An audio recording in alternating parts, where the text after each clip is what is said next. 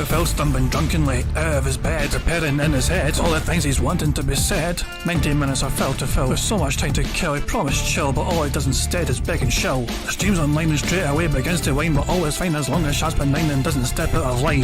His content's immature for all to endure, like fresh manure. But I feel sure he ran shoot feeling so insecure. The money earned on yesterday was withdrawn and long gone, as Phil's spending impulse is always had to stay on. If supports are also slow, his taste so low and fails to grow, you never know, the show may turn into an easy bingo. Once ticked off across the board with charge toward because his code can't be ignored. Just how much DSP makes us feel so bored to help us fight or sleep and try to keep alert to watch a creep who play bingo, but Phil will bitch on why his sheep are also cheap. While DSP is chasing green, we're seeing green across the screen as Phil's routine predictability rivals are so machine. Snorting, burping, leaning, ban it matters not if I should find his child can't see if powers make him feel less of a man. Takes a drink and starts his like before launching into a bike, pretending they're from bills when truth is there to buy a wrestling JPEG. Talks about his shitty life of college cat and party life and all his strife of forgetting that it's unwell and they were rife. With drama he will react, but isn't act as a fact as he rehearsed to be exact in how he felt he was attacked. Teaches nearly over and awareness in sight, with what to white despite Phil's light that tips were not white.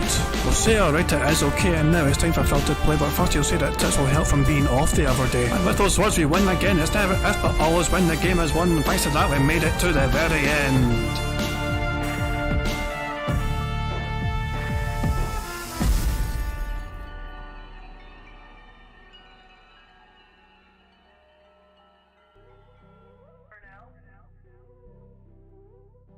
Hey guys, King Jad here.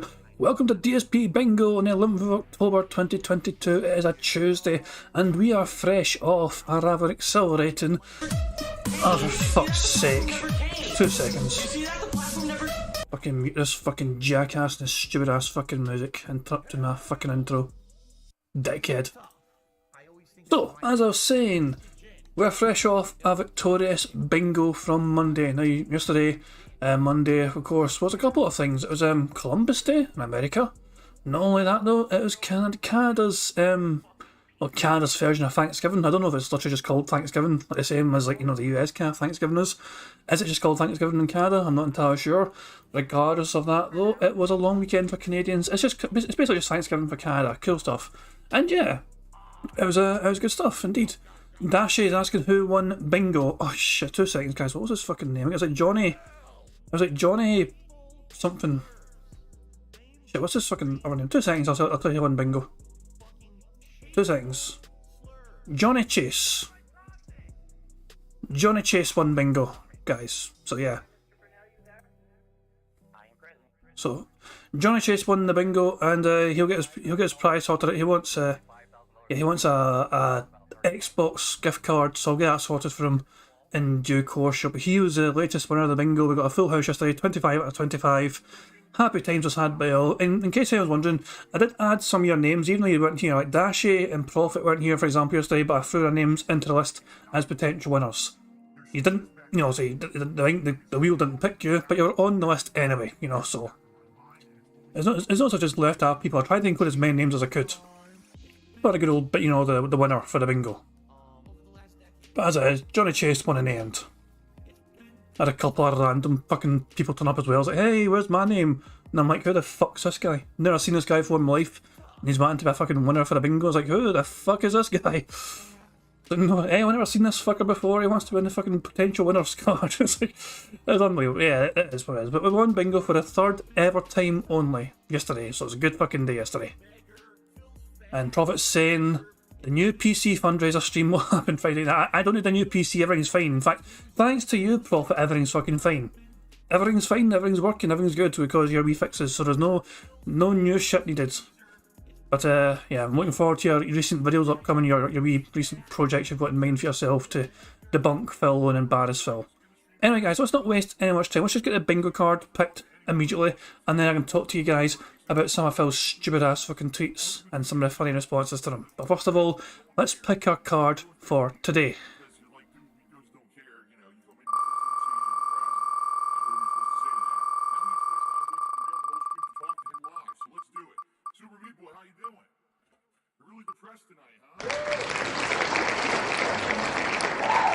People saying is the bingo thing we're going to use. Evil Adar, it's way too early of a number. Way too early of a number. And Solidus Prime, to I have seen you in chat sometimes. It wasn't you I was talking about, way. I've been the random person. I wasn't referring to you, Solidus, about just like, I couldn't even mind that. I did actually reference it at his fucking time. I was like, I read the guy's name. I was like, has anyone fucking seen this guy before ever in this fucking chat? He's like, fucking hell, man. But yeah, so yeah, but it wasn't you I was referring to, that Solidus, it's okay. But, okay, so people saying is a bingo thing for today. And, so... people saying, so we need a number, so okay, before people spam their fucking random numbers, I am going to, no, fucking hold off your numbers, you don't know what I'm going to ask yet, wait until I fucking ask, you fucking chanceless. So I'm going to ask her number between 1 and 213, but it has to end at a 6. Has to end at a 6. 76 is the first number I saw from Snood. See, Snood listened. Snood waited. Snood was the first number I saw, which followed the rules. We're going to the 76th bingo card. Are people saying? So, well done to Snood. I'm starting to think, guys, should we, if we get a full house bingo card, should we just start giving like a wee prize to the person that picked it? I feel a bit bad, you know, like Heather P, I'm pretty certain, picked the bingo card for yesterday with a number. But she gets, even though it was a full house, she picked the card, she helped us pick the card, but she doesn't get anything for it other than just the glory, the praise, or whatever, or picking the card. You know what I'm saying? It's just okay just to random, I don't know. Money, money, yeah, yeah. Money, money, oh, money, money, yeah, yeah. Money, money. Thank you very much, Black Mage, for Super Chat. It says, I'm showing COVID symptoms today. Coughing, joint pain and scratchy throat. God damn it. I mean, it's unsurprising to be fair, Black Mage, if your mother has also got the COVID and obviously you're under the same... It's so hard to avoid COVID in the same house, but fingers crossed though, pal, it doesn't get too bad. It's just basically like a wee light cold for you, just in terms of how you feel. Hopefully you just fucking sail right fucking through it. You know, hopefully so, but yeah, all you can just fucking do is just do your best to just take care of yourself. And also hope your mother feels better too, pal. Okay, the bingo card we've got for today, guys, looks like this. It's the left-hand side here. We've got content, likes, gifted memberships, him repeating the same point constantly, and him pointing at text on the screen. If it refers to gifted memberships, or memberships in general, that's a pretty good one. Then we've got him saying, sound good. Defense mode, which is where he fucking defends himself being an arsehole. Case in point, him defending his fucking tweet, which was like a dig at the guy. He claims it wasn't a dig at the guy, but it clearly was a dig at that guy. Him taking a drink, him saying interesting and time. Then him saying, in fact, on demand, him snorting, him saying okay and life. Then got him saying react, tips, Twitter, him clearing his throat, and him pointing towards camera. Finally, we have got him saying unique, literally, him making a weird noise, siege mode, which is where he crosses his arms. It's a piece of peace reference. Don't tell him I fucking borrowed that. And finally, him saying people saying, which was our criteria for picking the card today. So I'm going to save this card very fucking quickly before I forget to save it. Because one time ever, in the history of doing DSP Bingo, one time ever I forgot to save the bingo card. Nearly lost it. Kind of embarrassing. So yeah, I'll always remind myself of my mistakes so I don't repeat them, if that makes sense. So there we go, I'm going to get it saved now before I forget. There we go, saved. Money, money, yeah, yeah. Money, money, oh, money, money, yeah, yeah. Money, money. Thank you very much, Black Mage, for Super Chat. It says, objective updated. Survive. Is that like a... I might be wrong about the game reference, but is that not a reference in Halo? Was it a Halo game that was a reference from? Or am I just completely misremembering that? Was it Halo Reach? Aye. It actually comes up with those words. I never actually played, and this is the thing, I might get some flack for this. I've never played any of the Halo games ever. Like, not even multiplayer or whatever. Never played any of them. Which sounds, I know. It's almost, it is what it is. Nothing I could do, dude. Bugged Halo mechanics. Hey Cobain, how you doing, pal? Having said that though, I still understood it was a Halo reference, a Halo Reach reference. You know, so there we go. But yeah, Black Mage, I really do hope you feel better, pal. I mean, all I can suggest is just try your best to fucking power through it. Hey Agent Proper, how you doing, pal? Agent Proper's got to be updated here. He's been chatting with that big beefy bastard Jaha today. That's my words, not his. I think I refer to Jaha. I just call him a big beefy bastard because that is what he is. So it's been a good day. Can't wait for Phil to cry about support for his day off. But yeah, hopefully Agent Proper and Jaha can really get something like sorted. Like he wanted, like he has stories to tell, but he doesn't really have good. He doesn't really the video in terms of making videos about it himself. He's not really that clued up about it. But also, Agent Proper can step in and help him out in that regard. So looks like we want to get a good wee video from Agent Proper with Jaha as a wee guest so he can tell the evil 2007 evil story, because Phil is apparently, not explaining things completely accurately. But yeah, I'm pretty sure, to refer to any time I see Jaha as well, and I always refer to him. I'm not just saying it behind his back. I do keep calling him directly a big beefy bastard, but I say it in the nicest way. Hey Samuel, how you doing? And Silent Weapons, how you doing as well, pal?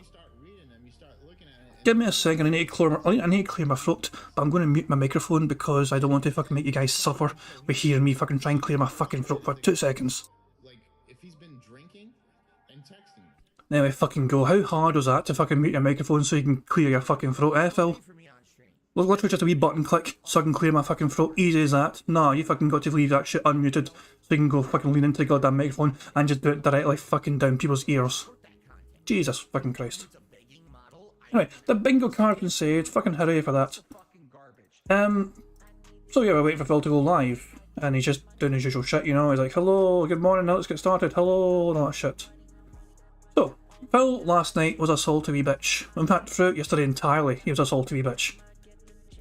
And he had this sad ass wee tweet, man, before he went to bed. He's like, been scouring Twitter for something to innocently quote tweet before I go to sleep, just so I can be viciously roasted by said party for no good reason in the morning. Reply to this tweet with your suggestions I will never read. Good night. And boy, there were suggestions. There was a lot of fucking suggestions. Dash is trying my best to. He's trying his best to get me to play the wee sound. I'm going to do it during when Phil comes when Phil's live properly. Dashy, I'll play it. I don't want to waste it too early, but I do have a new soundboard out, and it's thanks to Dashy for submitting it. You know what I mean? But I'm going to play it when Phil appears. I don't want to blow my shot too early to kind of unleash that on people. So there we go. Fucking Dashy's like, play the fucking sound. I just hold your horses. We'll play it in due time. But yeah, a lot of fucking responses to Phil's tweet here.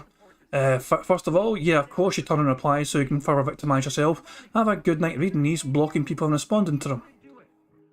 Honestly, the only thing I can wish for you is that you need to take some time to self-reflect, address the negativity in your head and hatred, and become a better person for yourself. Enjoy life more instead of hating it and others. That's actually a very wholesome and good comment. This here from Might of Dano is very sound advice, to be fair. This is a Grand Theft Auto quote, you forget 1,000 things every day, let this be one of them. This guy was just full on fucking dick sucking mode. I hope you have a wonderful night, Phil, take care. The rest of the shit though was like, man's 40 years old and cries more than my newborn. Sounds like somebody needs his bottle of gin. And if the response to that from DSP #1 fan is, your newborn would be better at games than our boy Phil. Try to relax your anus, says Bill McKendry. Lovely. A Twitter account, Jaha's arm, although it's Chocobo Tamer, says, please seek help for your addictions. The leaked bank statements, hacking isn't cool for your information, and your phone showing champions opening it in your own video proves everything. Gambling addictions can be very crippling. The sooner you admit to it and get help, the better. I've been saying that for a long fucking time. Phil needs help for his addictions. And he won't even fucking own up to it. He knows he's got a problem, but he doesn't want to fucking admit it. And this one as well here, Repeat Troll Toll says, I don't think you truly see how your behaviour is viewed by the vast majority of people. Until you take an honest look at yourself, nothing will change, or it'll always feel unfair and confusing to you like it does right now. I know you don't enjoy living like this, make a change. There's way more here, by the way, guys, there's way fucking more. Standing water in your kitchen and bathroom means your downstairs neighbour is going to sue. Does Phil actually live above someone? There's no way he fucking lives above someone, there's no way. Ah, Christ, man. But yeah, it's quite a lot of Benjamin there of no good reason. Stop it with a victim mentality. Everyone can see through it. This dude needs to get a fucking real job. Do you know what this is? It's the world's smallest violin, an excellent fucking gift there from Guy Vidya. Someone's like, you're still up at 3 AM, maybe you could have recorded those Patreon videos. Oh, someone with a sick burn. Different time zone, genius. It was like 1 AM his time, but Phil finished at what, 9:30? He had time technically to maybe do at least one of those fucking Patreon videos. It's unbelievable. Is Dashy still trying to get him to fucking play the sound? No. Guys, I swear, when Phil's live properly, I will play the sound. It's a wee new sound clip. And it's a good one that Dashy found, you know what I mean? But I don't want to, I need to wait for the right time to fucking play it, you know what I mean? But you guys will hear it. You guys will definitely hear it, because it's definitely appropriate to play it most times whenever Phil's speaking. What was I saying? There's way more fucking replying. This is what I'm saying. These are all the fucking replies. I'm not just singled out. Yeah, I was reading a Prophet comment, you know, to be fair, and he was like, yeah, is he still... it doesn't matter.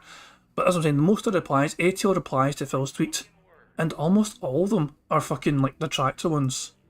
Which amazes me that these guys haven't learned blocked yet. Sigma Chad Thad says, I know what you mean, sir. I get people messaging me and nowhere because they're jealous haters.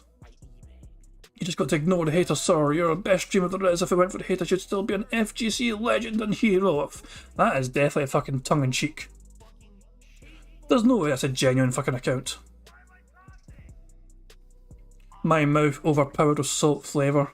Nothing a few WWE Champions pools can't fix. Been scouring Twitter for something I can retweet so I can brag about how much of a mature adult I am now before I go to sleep, only to be called out by said party because I insulted him first. Reply to this tweet so I can use it to continue to pretend I'm the victim here. Snort.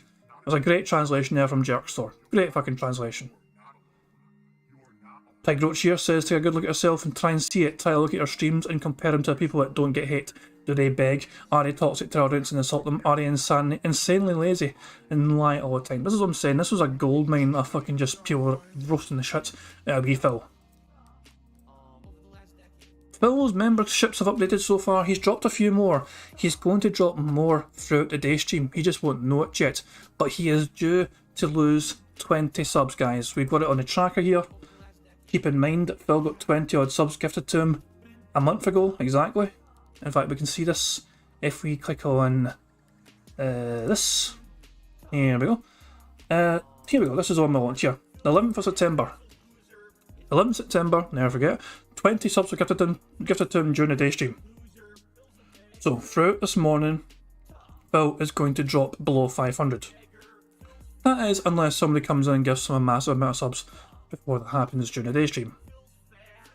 Which could happen. It's hard to fucking predict with Phil, let's be honest. But there we fucking go. Shout out to Piece of Peace, by the way. He's updated the tracker again and everything's up to date now. Everything is perfectly fucking up to date in the tips tracker, including the daily summary page. There was a couple of days there where it wasn't, but it was taking some time. You know, it is what it is, but he's caught up though. So shout out to Piece of Peace for catching up with all that. You know, I certainly appreciate it. There's a huge amount of work that goes into this shit, you know what I mean? So, yeah. And this, you can see as well from last night, Phil had 3 great fucking days in a row for support. $269, $225, $235, all in tips. He gets 2 fucking poor streams yesterday and he suddenly freaks out. And he's like, guys, I really need you. He's literally praying for people to come by and support him. He had prayer hands in that daily crap video, begging people to support him. Look at this, he's in his chat right now. Yesterday sucked. I hate days like that. Yesterday sucked because nobody fucking gave him money. That's the sole reason for it. If people fucking gave him $1,000 yesterday, he wouldn't give a shit. He wouldn't care what anyone said because he would use that fucking money. He would think that money means people love him. He was like, who fucking cares what they said? At least I got a lot of fucking money. Money eases the fucking pain. This guy is fucking, you know, some people fucking, some alcoholics, you know, when you say fucking, you know, sweet liquor eases the pain. For Phil is money, essentially.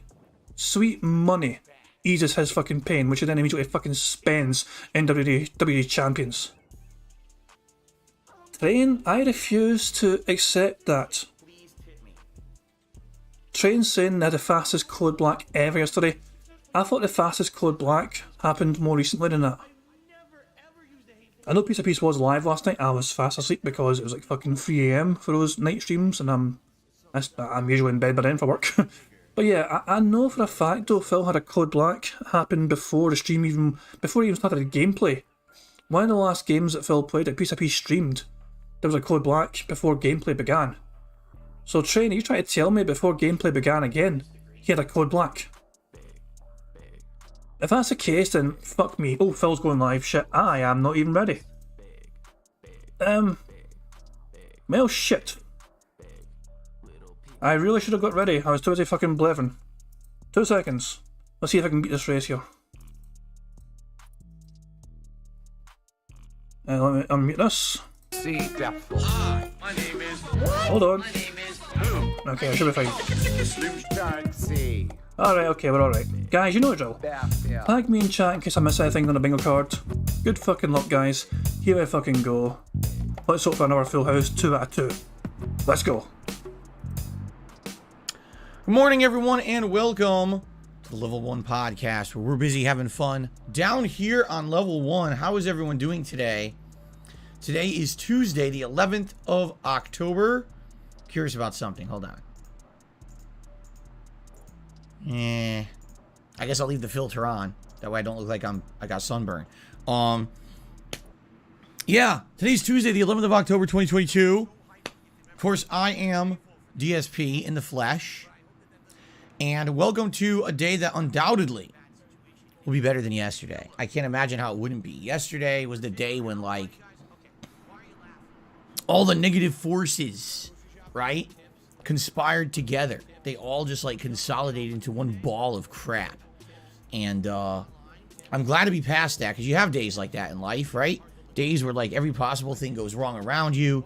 You know, when you're trying to feel good, and it's kind of hard to keep that kind of positive mentality with the events that transpire.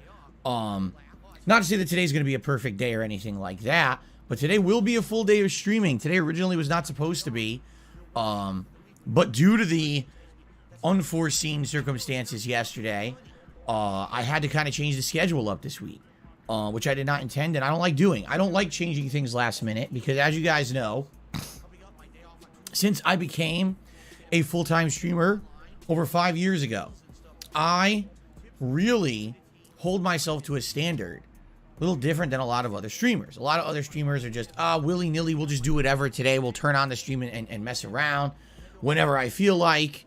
You know, a lot of them don't even make consistent schedules. They just kind of toss stuff out there on the fly. And I don't like that.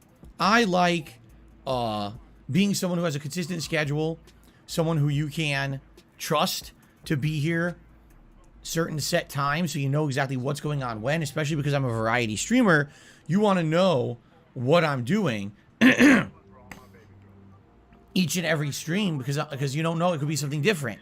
One stream I could be doing a horror game, another day I'm doing a fishing stream, one day I'm playing a fighting game, one day I'm playing a first-person shooter, next thing you know, it's a chill RPG. You know what I'm saying? And so you need to know. You want to be in the know about what's going on. And when I change things up last minute, people get upset because they plan around stuff. You know what I mean? Like, originally I was not going to be here tonight. And so people were like, okay, cool. So Phil's not going to be here, you know, on the night off or do this or that. And then I was like, well, you know, yesterday went horribly, which I'm sure we'll just summarize it quickly in a second here, what happened yesterday. And because it went horribly, I got to stream an extra time, even though I had no plans to do it. I thought I could take the night off to do patron stuff, but now I got to do an extra stream. You know, I have to work enough to raise enough to afford stuff for my family. I got my day off coming up on Thursday. I've got commitments and necessary things I need to do. You know, grocery shopping for the week, pet supplies, and, you know, a few other things that I believe we're out of now that I need to restock in the house. In truth, you want to know the truth? We need to do another Costco run, and I can't afford it. You know, we're running out of the things that we bought at Costco over. I'm pressing X to doubt that so hard. No. The last 3 days, Phil, before yesterday, okay, you earned $729 in tips within 3 whole days. $729 in tips within 3 fucking days.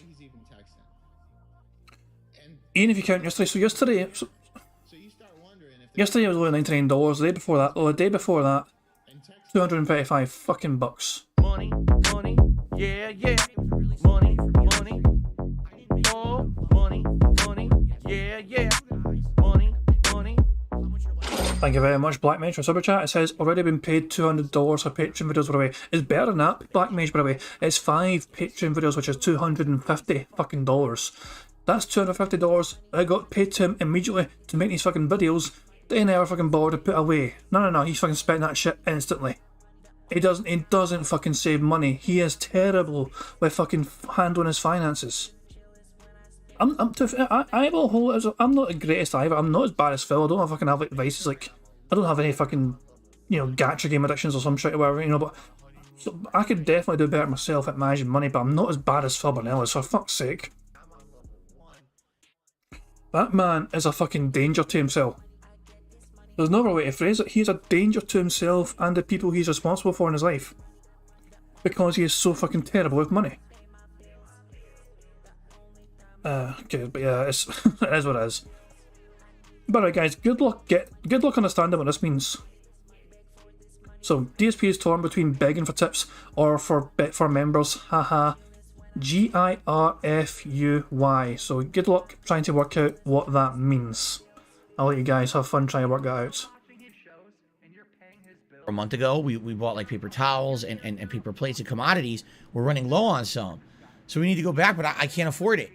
I just don't have the money for it. I'm waiting till a week when I have enough that I can head out there and do it again. And then on top of that, I've got Halloween coming up, and you guys voted for a video game character costume, okay? Was that a screen point? And you guys voted for a video... Yeah, that's definitely a fucking him pointing at the fucking cat. That's a camera point. That counts for sure.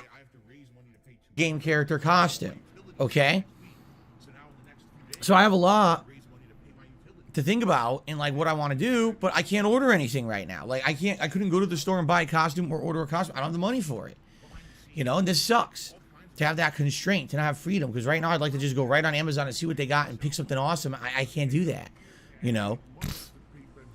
So that's kind of the situation I'm in right now, where because, you have a bad day or a slow day that you're not expecting out of nowhere, it throws a monkey wrench into the plans of everything, and then everything gets kind of held up or whatever. You know what I'm saying? It is what it is. So today I hope for a better day. Yesterday was a rough one. What happened yesterday? First of all, I woke up to being ridiculed on Twitter by a bunch of thousands of children, essentially, like immature people from a community that I'm not a part of anymore, that I don't want to be a part of anymore because of that kind of behavior. All they want to do is jump on memes that aren't even true, memes that are factually disproven a million times, because they're scumbags. They don't care about who they hurt or who they laugh at. Even though I didn't do anything. I didn't ask for it or cause it. I didn't insult anyone. I didn't cause any drama. I made a factual observation based on my own life experience and how I've changed over time. And somehow that's that's grounds to insult me publicly. Like put my balls over the... First of all, you fucking had a shot at him first. You're so dense in your fucking head you didn't realise you were being offensive to him. You are so mentally fucking... Yeah, I'm repeating the same point constantly, because this is the second day in a goddamn row he's fucking repeating the shit. Well, whether he fucking knew it or not, he insulted the guy. He insinuated the guy didn't have any fucking, experience with, fighting games at all. Whether he fucking meant to, make a point or not, that's how it came across. It came across to most people as him having a dig at the guy. Phil can claim all he wants, I didn't mean to. And yet, if he holds his hand up and say, look, I did not mean to sound this way. But no, Phil is adamant that his words were not meant for the guy, and but the fact of the matter is, though, if any normal person reads that, a normal person reads that fucking tweet, they're going to think, that's a bit of a fucking, mean-spirited tweet. Why tweet the guy and, punch down like that? It's bizarre. It's fucking bizarre to me. But yeah, the guy clapped back, and he clapped back effectively, super effectively. It made Phil fucking ree all day. It was beautiful. Money, yeah, yeah. Money, money. Oh, money, money. Yeah, yeah. Money, money. Thank Thank you very much, Barrett Wells, for Super Chat. It says, Phil can't keep the timeline straight in his head. This guy came at me! Yeah, it was fucking beautiful. Phil turned himself into the victim. It was an incredible fucking... It was an amazing fucking performance from Phil to make himself a victim when he was responsible for everything that happened to him. He made a fucking needless tweet. He could have worded it so much fucking better, but Phil's fucking lack of understanding what he's fucking saying at times and how much of an arsehole he's been to people. He's not even aware how much of an arsehole he's been at times. And like, he brought it on himself. He did this to himself. And he can't even see that. He thinks the guy's just fucking taking shots for no reason. No, the guy thought you were coming after him. He stood his ground, clapped back hard, you got burnt. Cole's give me a nut roasting, right? Well, it's not. It's actually fucked up. And people are like, well, why do you let it bother you? Because I don't deserve it. And, it's one thing if I do something wrong or I do something stupid. And then you could be like, oh, that's deserving. Or it's another thing if it's my detractors. Because if it's my detractors, they're always on me, But here's someone who I literally don't know from a hole in the wall. I don't know who the fuck this person is. Just because I can, it's time to destroy someone on the internet today. Just on a whim, on a laugh. Yeah, that's disheartening to think that humanity is that low right now. I'd like to point out to people from Phil's Daily Crap theme, right? He said maybe the guy shouldn't be on Twitter for having such thin skin. He said the guy that tweeted him maybe shouldn't be on Twitter due to having thin skin. Phil is still talking about it a day later. As far as I'm aware, the guy that made his tweet hasn't said a single fucking thing other than the tweet itself. He made one fucking tweet, left it at that, and continued on with his fucking life. Meanwhile, Phil will not fucking shut up about it whatsoever. This is day 2 of fucking cope mode from Phil. Technically day 3, because he sent that original tweet 2 days ago. And then yesterday was the clap back, essentially. And today now he's still fucking going about it. Actually, let me check very quickly. Let me check Guile's Twitter, right? Guile will win. Let me just very quickly check his Twitter and see if he's even fucking said anything since about it. 2 seconds, guys, 2 seconds. Oh, he actually has. He said something an hour ago. Okay, guys, 2 seconds.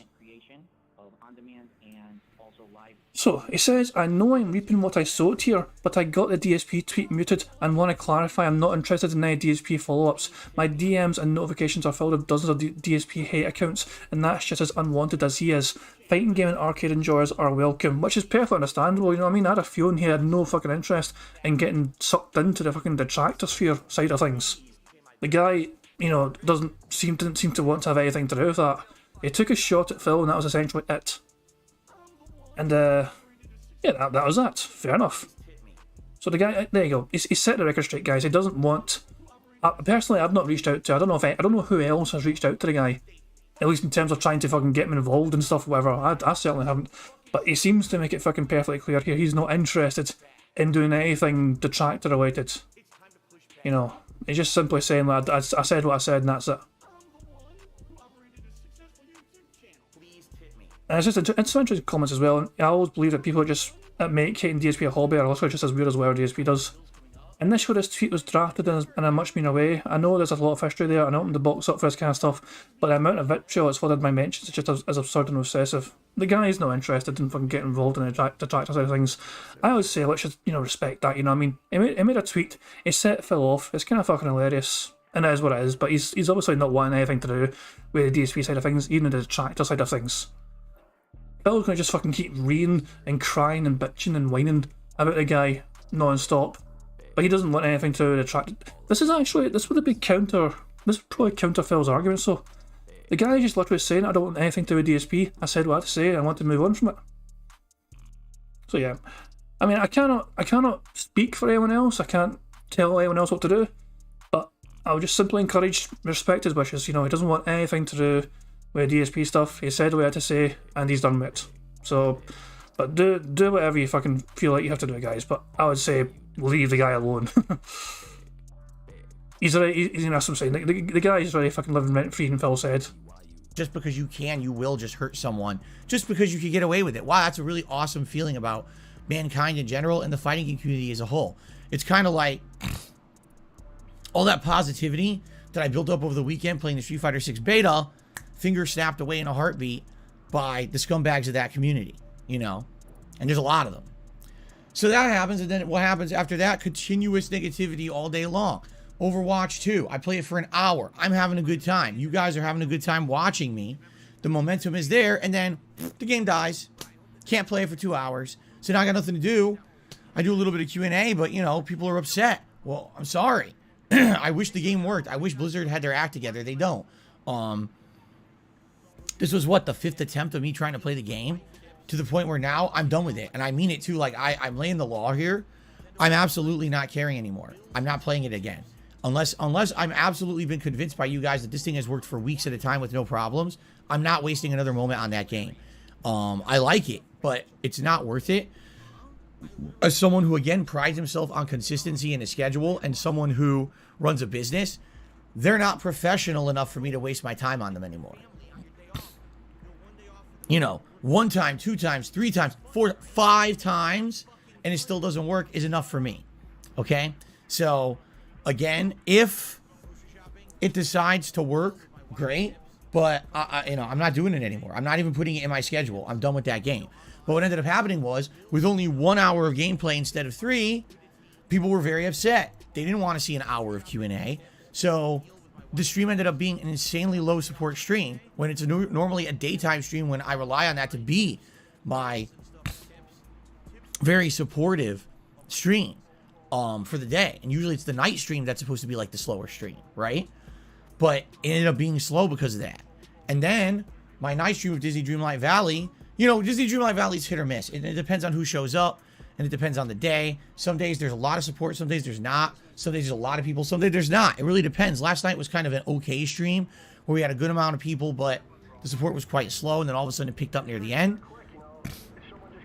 Which, again, would have been fine if the daytime stream had been good. But the daytime stream was a flop because of Blizzard. So it kind of ended up just being a series of unfortunate events over and over. Oh, by the way, we even had problems with Disney Dreamlight Valley wouldn't boot. Twice. The game was having issues. First, it wouldn't boot at all. So I had to wait like 5 minutes to actually boot it. Then we started playing it, and then it kind of crashed in the middle. I had to reboot it again.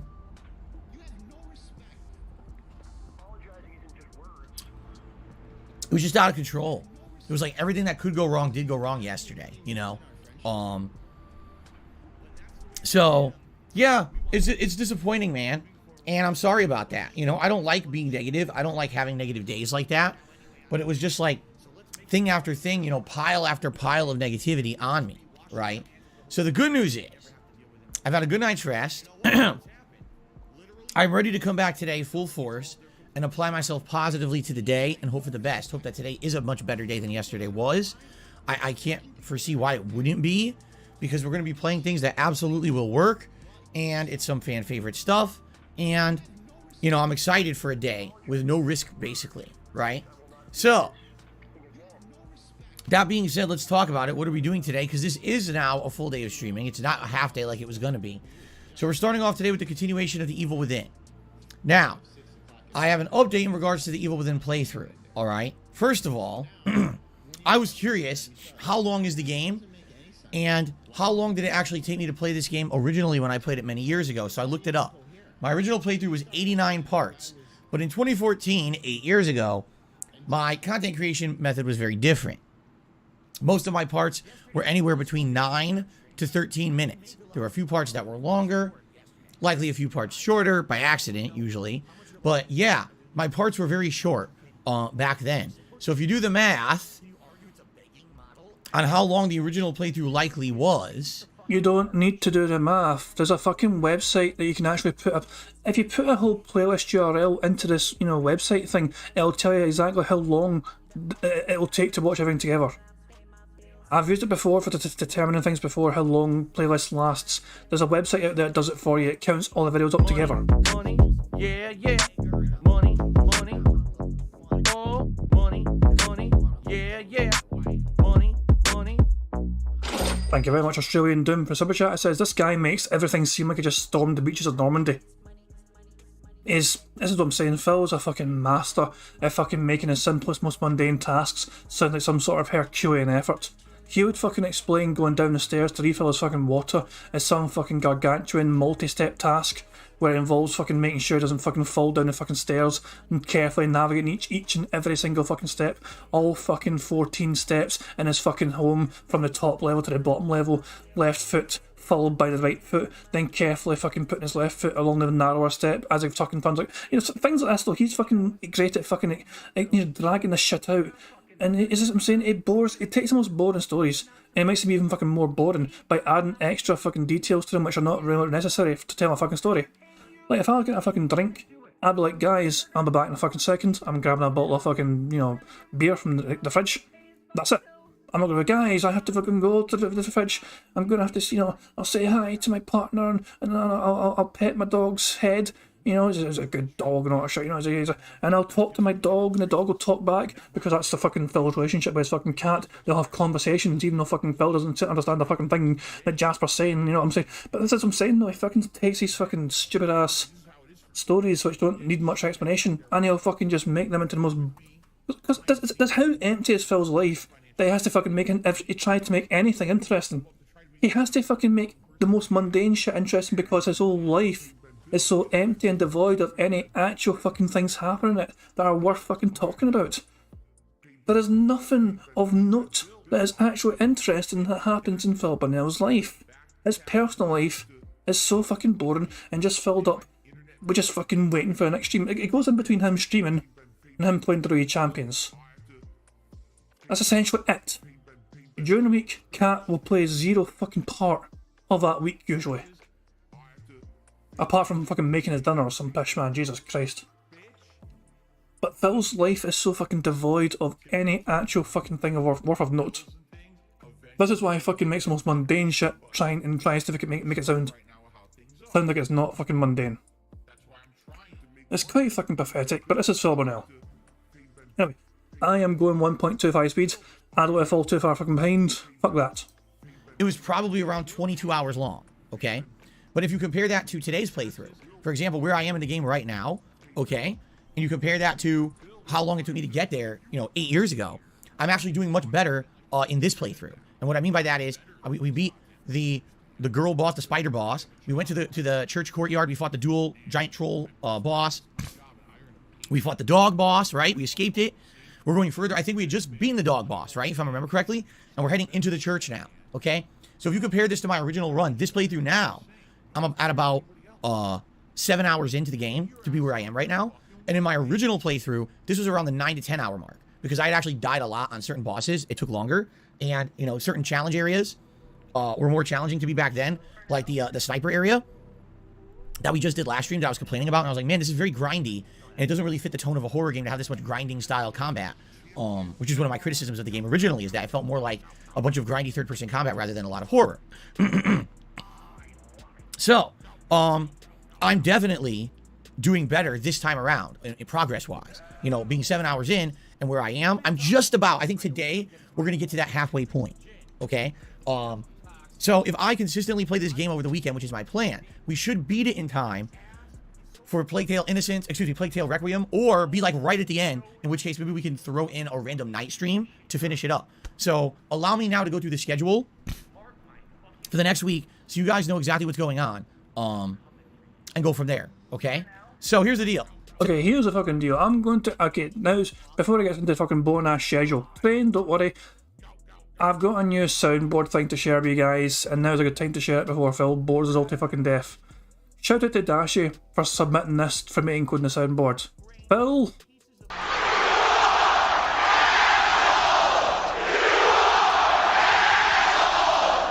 Thousands of fucking people joined together calling Phil Burnell an asshole. Today, it's the Evil Within 1, and then tonight, it is Tuesday Night Bites. That's right, a late night chill stream of Bassmaster 2022. I normally would do this on a Sunday night, but because of the Street Fighter 6 beta, it kind of preempted everything, and everything got changed around. So now I decided to do it tonight instead. So I hope you'll come tonight, 6:45 p.m. Pacific time, to the stream. Chill with me, because it will be ultimate chill fun with that. It's always about us interacting as opposed to me really being hyper-focused on the fishing. We always have great conversation, and sometimes we get really good support. Man, that's primarily why he's fucking doing the stream. Don't fucking fool yourself anymore, Phil. You are doing this fucking fishing stream tonight, praying for fucking whales to turn up. You fucking need it to happen because you're fucking terrible, you're fucking money. You spent all the fucking money you've been sent already. You are so financially irresponsible and you're fucking doing a stream that you weren't intending to do because you're fucking desperate for fucking high support.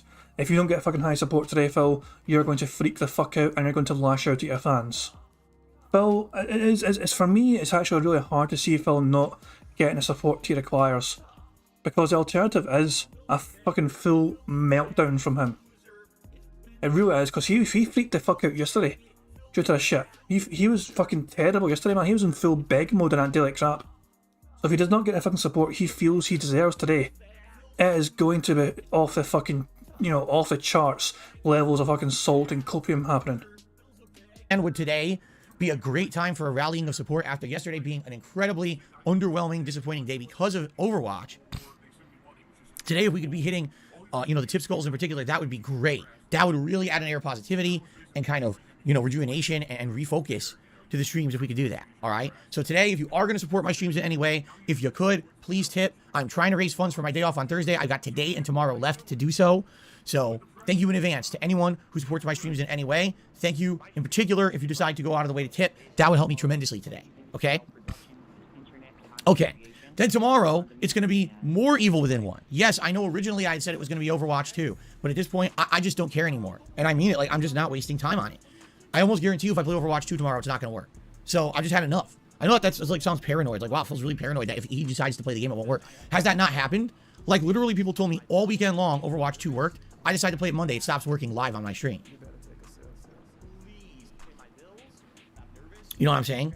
So, at this point, I don't even want to mess with it anymore. So, I'm going to do more... I mean, to be fair, it fucking needed an update. The whole fucking... It wasn't just, let's fucking shut down the game for Phil Burnell. No, the game required an update, and it just coincided with your fucking stream. It was just a, unfortunate timing for you, Phil Burnell, but the game required a fucking update, and it got said update. For fuck's sake, Phil, you paranoid little bitch. Stop being such a paranoid little bitch boy. Some guy named Steve says, imagine being Phil's next door neighbour and hearing him rant about needing money for his day off. Yeah, I'd be fucking going to my fucking mind. I'd be calling the police on this motherfucker. As this fucking guy is fucking continually bitching and whining and crying and reeing through the fucking walls about how he fucking needs money so he can fucking have a meal with his wife. We're trying to fucking sleep in here. It's 2 AM and he's fucking ranting and raving as he tweets somebody. Prophet saying, we all know what happened when you don't update. Exactly, yeah. And DJ Dino says it's still Blizzard's fault since I should have known to schedule an update around Phil's streams. Those fucking... I know those Blizzards are a bunch of detractor motherfuckers. How dare Blizzard fucking screw Phil over like that because they fucking coincide. It's okay, Phil's streaming at this time and he's about to play, but we're going to fucking stream at this fucking time, guys. Launch the update now. Fuck's sake, man. He really does think the world fucking revolves around him, doesn't he? Evil Within tomorrow, and then tomorrow night, more Disney Dreamlight Valley. Which is actually good. We made a lot of progress last night in Disney. We recruited a new member, Wall-E, and we're unlocking new things. We have the ability now to take out the coral areas on the map that have been blocking us for a long time. We're basically upgrading our farming capabilities to make that more viable, which is good because farm ingredients are used for many different things, including cooking.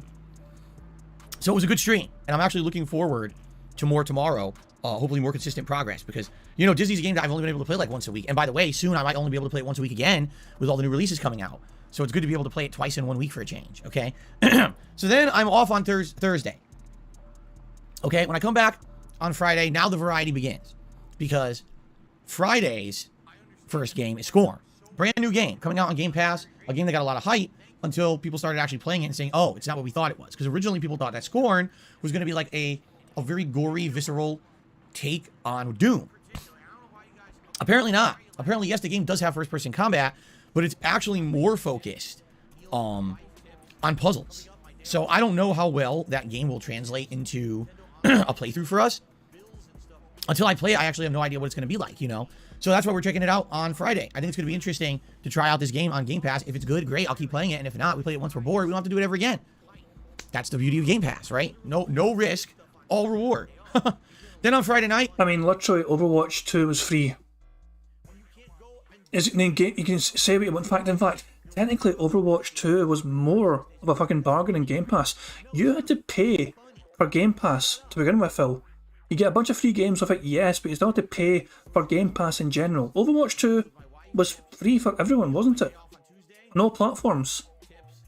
So technically, Overwatch 2 was better value for money, arguably. That's what, and Phil's fucking freaking out about that game. Brand new fucking game, but it's completely free. No expense was required from Phil Bonnell. Or no additional expense anyway. No, it wasn't part of Game Pass or shit. It was nothing to do, not related to Game Pass and all that shit. And yet he fucking freaks the fuck out about that fucking game. Here's the truth of the fucking matter.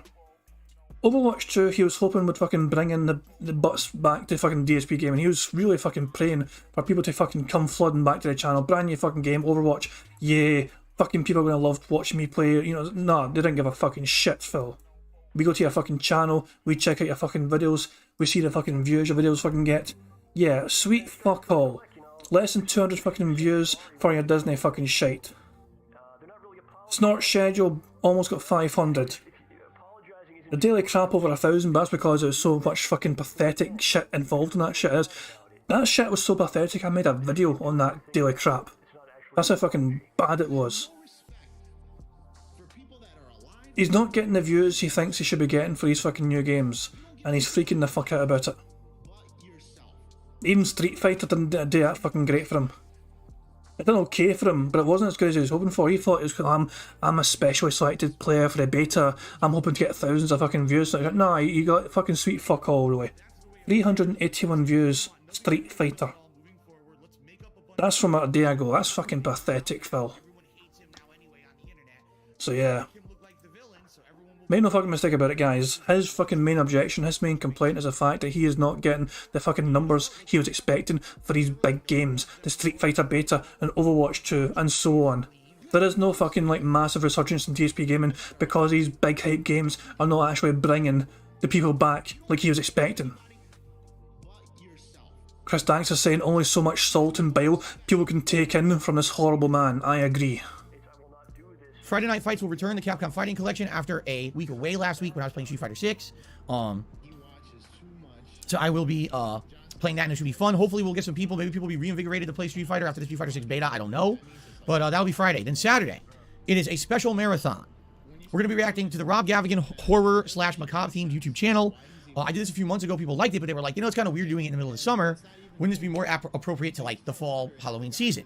And I was like, Eureka, that's a good idea. Why don't we do it again around then? And he actually has several countdowns, like his scariest videos ever and stuff like that. So that's probably what we'll do. Is we'll watch a series of his content deemed, you know, the scariest or whatever. So it should be fun. I'm excited for that. Plus, on that day, I'm also going to be doing something fun. The WWE 2K22 Fantasy Match. It's a battle royale, and this time around, I'm going to make it horror themed. I'm going to try to include Halloween horror characters and or, you know, more traditional characters, we'll see. But I'm going to try to do a nice fantasy match for you guys as well. You guys really seem to like when I do those. So I think that would be a pretty good thing to do on Saturday to kind of end the marathon event. So fun variety on Saturday, okay? Then on Sunday, it'll be more of The Evil Within. And Sunday night, I will not be streaming. Why? Because I need time to make these private react videos for my patrons. Originally, I was going to do it tonight, but being that I can't afford. Bill said react. That's our first bingo on the stream. This is actually a really strong fucking card, guys. So there's actually a lot of white squares left. So this is a very strong card once more. Yeah, Tom Tony. Yeah, I was actually thinking to it. Actually, I thought that as I heard that. It's like, did he just say react there? But yeah, we got it anyway, Tom Tony. Cheers for looking at him. I do appreciate it. But that's our first bingo of the stream. MC2 is asking, did I say in fact? I don't know. I mean, if you're able to check, please do, if you don't mind. But it's one of those things where, if it happened recently, I can rewind, but I don't know, I didn't hear it myself.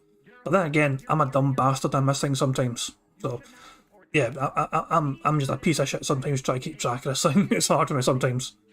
To take the stream off tonight, because I need to have enough funds for my day off on Thursday, I shifted it around. So tonight, I'm here with Tuesday Night Bites, Bassmaster. Now, Sunday night is normally when I would do the next Bassmaster stream. There will be no Bassmaster stream next week, because I need to do the Patreon videos. Okay? Then on Monday, if everything goes according to plan, between today, tomorrow, and Sunday, then Monday should be my conclusion stream of The Evil Within 1. I hope, you know, I hope that it turns out that way. I guess we'll see. So we'll see what happens. If we beat it, great. And if not, if I have to do one more like night stream to finish it up, then we will. Monday night will be up in the air. I'll leave it open. We could maybe do Disney Dreamlight Valley. Or if we really liked scoring on Friday, I would not be opposed to doing like a late night stream of scoring on Monday night. And if that's the case, then it would be like a whole day of horror. It would be Evil Within on the first stream and scoring on the late stream. So we'll see how that goes. Then on Tuesday, it's a new release. A Plague Tale Requiem premieres. Coming out on Game Pass, and I'll be checking that out on Tuesday as the main game. And then Tuesday night, again, up in the air. Could be Plague Tale. Excuse me. It could be Plague Tale if I want to do it all day. If we like it so much, we could actually do it all day long. Or we could alternate and do Disney Dreamlight. Or we could alternate and do Scorn. It all depends. We'll have to see. Okay? And then I actually will be streaming on Wednesday as well. That Friday, we have even more new games. This is what I mean. This is when things are going to get out of control. Okay? So just to give you some perspective. Okay? So, Plague Tale Requiem is Tuesday. That's the 18th of October. Mario plus Rabbids Sparks of Hope apparently comes out October 20th. I'm not even here that day. That's that Thursday. That's likely going to be my next day off. Then there's New Tales from the Borderlands, which likely I'm skipping at this point. And Gotham Knights coming out on Friday, October 21st. At this point, I may have to pick which one I want to play. Because if I'm already in the midst of a Plague Tale Requiem, obviously I don't want to take on 2 more new games at the same time. That might be too many. But what game do I play? Mario plus Rabbids? All right, here's my perspective, okay? Mario plus Rabbids. I loved Mario plus Rabbids many years ago. Remember when I played it and it really, honestly, didn't catch on with my audience. I loved it. I thought it was an outstanding game. It was kind of a more kiddie, cartoony XCOM. It had tons of content. It had a bunch of hidden content and all this fun stuff. I really enjoyed the game. But my viewing audience told me it was boring. And what it ended up being was more of a niche playthrough where there was a very small audience who showed up for every stream, but some of those people were very supportive. So because they were supportive, I was able to actually do a full playthrough of the game. But today I kind of shrugged. From what I'm understanding, with the sequel here, they actually changed it up. They did make it. That is the closest we're going to come to Phil basically saying money equals me playing the game for you. Also, Phil's got to like the game as well, essentially, you know what I mean? You can throw as much money as you fucking want at the fucking game, but Phil's also got to fucking like it. So if he likes the game as like one person giving him like $100 per stream, he will play that bastard game and make sure he completes that fucking game. It's fucking pathetic, man. It really is. But yeah, it's the way it is. More, how can I say, more appealing to the mainstream. It's not as hardcore XCOM-ish as the first one was. Apparently, there's going to be a lot more casualized gameplay to it that should make it less grindy, I guess you could say. Because, for example, every single time you had a fight in Mario plus Rabbids, you needed to use ultimate strategy, and sometimes these fights could take upwards of 15-20 minutes because you had to use so much strategy involved. And then there was puzzles and things to solve. So you'd be in an area, and you could literally be in it for like a whole stream because it would take so long to get through that area with all the planning and everything that you had to do. The thing is, again, it was a breath of fresh air for me. I liked it. Not usually playing a game like that, but it definitely, I remember specifically, it did not catch on with the audience. Like, people were like, meh, and some people stuck around and some didn't, right? Now, here's the thing with Gotham Knights. Normally, this would be an absolute slam dunk. You know what I'm saying? Like, it's supposed to be the spiritual follow-up to the Arkham franchise, of which we haven't had a new game since 2015, right?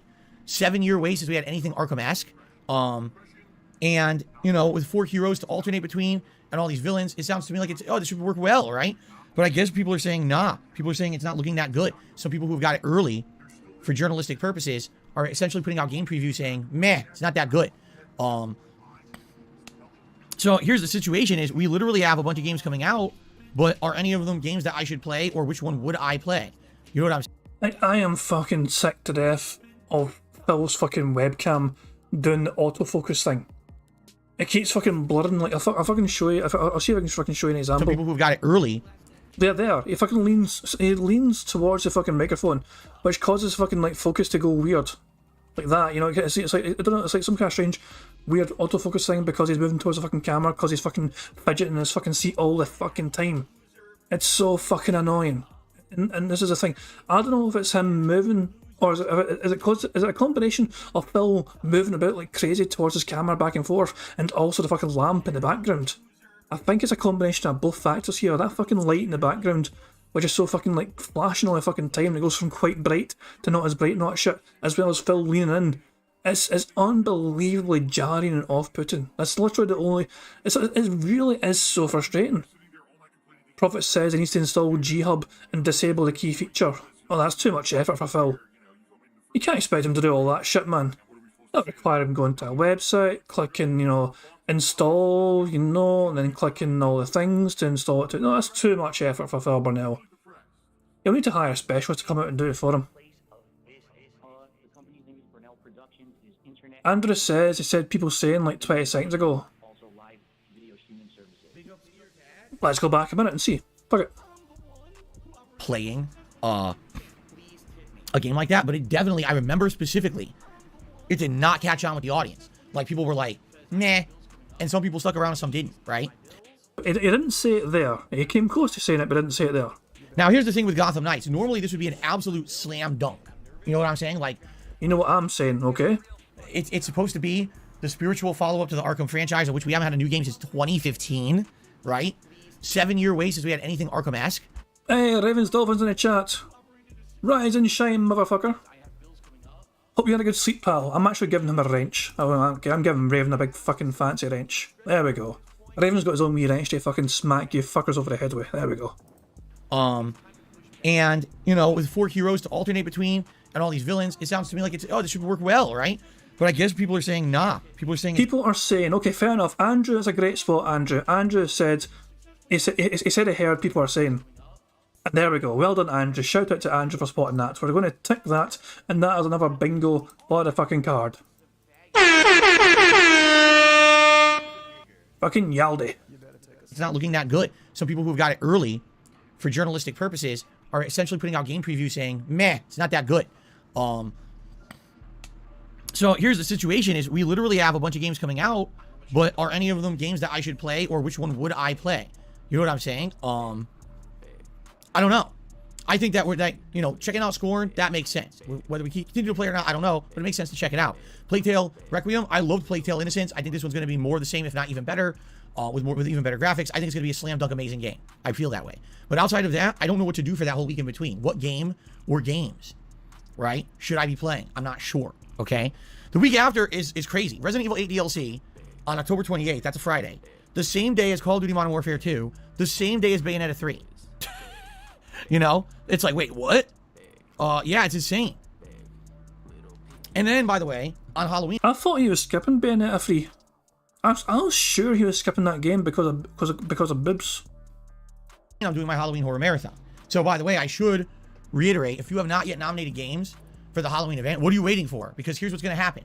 This weekend, I'm going to sit down and look at all of the games you have nominated. I'm going to tally that up into a poll, by which we figure out, number one, what game have the members picked? Because the members, channel members, nominated games, and whatever was the most nominated game is absolutely getting into the marathon by default, okay? Then, we're going to look at what everyone else nominated, and the most nominated games are going to be voted on in a poll for the rest of the month, and that poll will determine what I play on Halloween. So if you have not yet, type ! Halloween into the stream chat. This will bring up the link. Please click on that link. It takes you to the main channel post here on the page, and post up your nominations for games for Halloween, okay? Last few days to do so. It's going to all close by the end of this weekend. Okay. So, yeah, we're going to have some tight decisions this month, to say the least, of deciding which games I play. I can tell you, absolutely, Scorn, Plague Tale, Resident Evil 8 DLC, Modern Warfare 2, 100% confirmed I'm playing those. But when it comes to games like Mario plus Rabbids, Gotham Knights, New Tales from the Borderlands, these are the what ifs. These are the, gee, which do I choose? What do I play? And I think it's going to be a combination of what you guys recommend, a combination of what I'm feeling at the time, and I'll be honest, a combination of reviews as well. We got to hope that some people have some reviews and kind of give their take on these games to let us know what they think and go from there. All right, so we'll see. Either way, no matter what I play, it's going to end up being a fun month. But the question is, it could go different ways. A playthrough of Mario plus Rabbids could be dramatically different tone and pacing than a playthrough of Gotham Knight. Okay, so that's the month, kind of in advance, just so you guys know what we're looking at. Next month, by the way, November is going to be absolutely nuts as well. So many new releases. It's going to be crazy. A few quick reiterations before we get to a little bit of news and then some shout-outs and then some chill Q&A. This month, okay, we are working towards a 600-member goal. Hey, here we go. He pointed at text on the screen. That counts as another bingo. Actually, is it? No, it's not a double bingo. It's only a single bingo from you. There you go. That's a bingo anyway. Nope. Whoops. Wrong button. So to explain that, the nope soundboard thing is directly below the MLG horns. So I went to click the MLG horns, moved my mouse slightly before clicking, and so hit Nope instead. It's literally right next to each other, you know. Like, Nope is right below it. So there we go. But yeah, contrary to what the soundboard says, that's a bingo. So he's about to mention gifted memberships. He's definitely about to mention that as well, which would be a double bingo on its own as well. We were all the way up to 560, so we were getting there. And then sadly, a member bomb that was dropped in early September expired, and we dipped all the way down to the low 500s. All right? I'm not changing it. I'm leaving it at 600. I feel with the amount of... Oh, he is so fucked in. Unless somebody fucking steps in, unless he's been guaranteed somebody's going to cough up 100 members between now and the 23rd, he is fucked. No, the stats don't lie, Phil. In fact, if Phil would bother his arse to check his members now, I showed you guys before, he is due to lose members today. 20 members he's going to lose today. He's already at 511 as things stand. But I think throughout the course of this day stream, he's going to lose another 20. And then on the 23rd, he's going to lose 100 more. So if he's sticking to his guns and he's going to stick to 600, he is, unless somebody's promised him already behind the scenes that he's going to get all the members he needs, he is fucked. I hope he does a live check now of his members. But this will be interesting, put it that way, guys. It'll be quite interesting to see what the fuck happens. New game releases coming out this month. We absolutely can hit 600 members. Okay, we can do it. But just urging you, if your membership expired, if you were thinking of supporting the channel, you know, with some gifted memberships, you might want to. I didn't make a lot of support yesterday. Gifted memberships, guys. They fucking said it. That's a double bingo. I fucking knew you'd say it.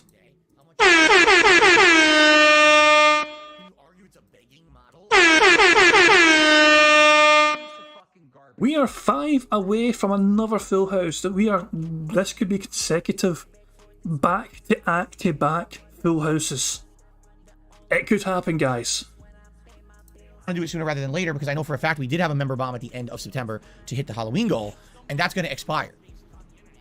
All right? We don't want to wait till the absolute last minute to try to hit this goal. See? So, to remind you all, what is the goal reward for this month?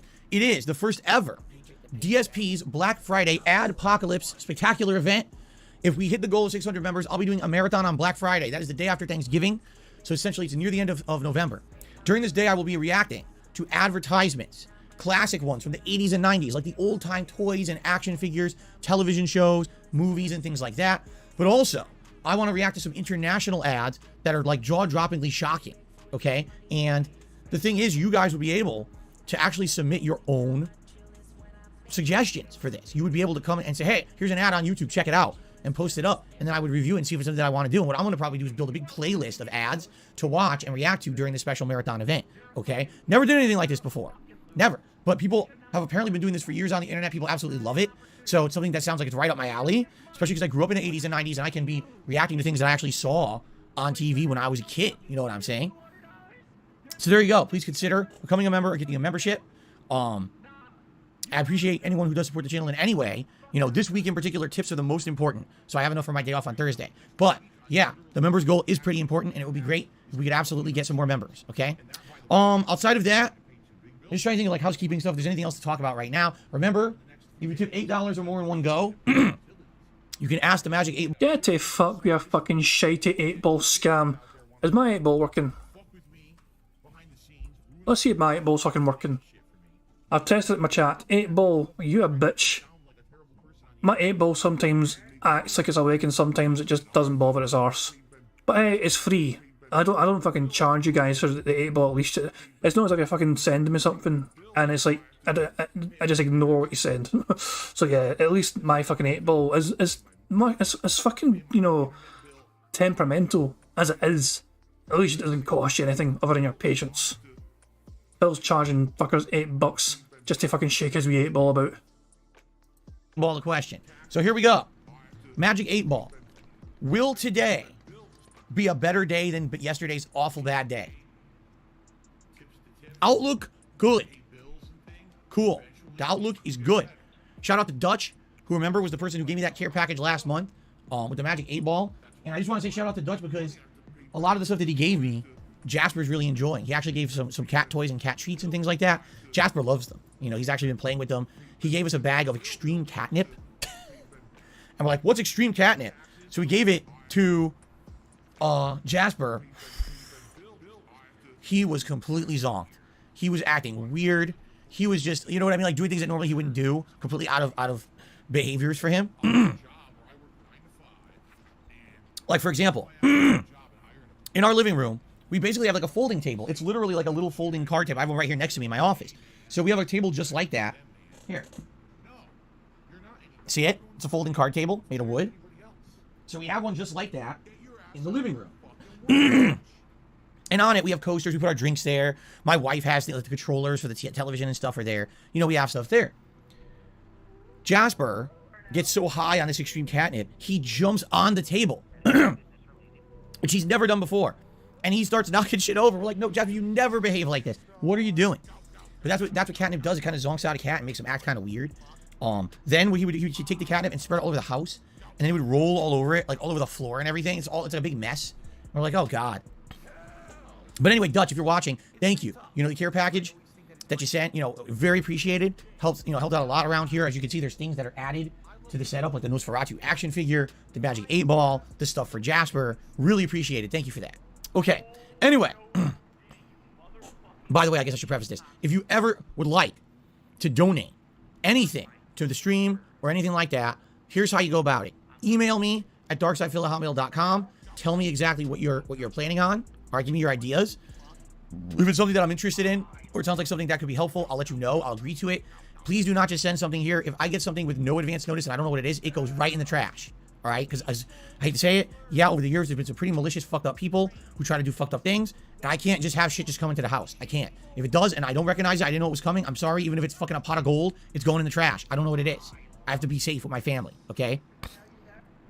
So, there you go. Thank you, Dutch, for that. All right. A little bit of news that I'd like to talk about. First of all, a story has come out, and it's not 100% confirmed yet, okay? But I would like to at least bring it up as kind of a rumor, but if it is a rumor, it's actually a very positive one. Reports are claiming Sony is aiming to ship 30 million PlayStation 5s in the fiscal year of 2023. If this is the case and this happens, that would be more consoles than Sony has ever really shipped in a year, even more than their most prominent year of PlayStation 4. So I guess what Sony is essentially saying is the whole issue, the supply chain issue caused supposedly by COVID, is over. They can now mass produce the PS5 as much as they want. Now the question is, will we have a situation where people will now be able to just buy this thing normally? Will you actually start to see PS5s hit store shelves? You can just go to the store and buy the console for the first time ever, right? Or is it the opposite? Some people are surmising the reason that Sony is kind of forecasting this is because, remember, there was an announcement last month that Sony is now going to have a second PS5 model. Not to say that it's going to be like the PS5 Slim, but what they're deciding to do is make a baseline PS5 model with no disk drive at all, and that's just the base PS5 model that they're going to mass produce. Then if you want a disk drive for your PS5, you buy an add-on. You would buy the add-on disk drive as a peripheral rather than an actual physical thing attached to your PS5. I can kind of understand how this would help. Now they only have to mass produce one model instead of the two that they have right now, which is kind of foolish that they have the two, in my opinion, because they're the same exact console just with a disk drive. Like, there's no difference. It's the same fucking thing with a disk drive. Why do they even have the two models to begin with, right? So, if this news does come to fruition, will we finally see an end to the current gen console drought? Nearly 2.5 to 3 years into its life cycle, because that's about when that would be.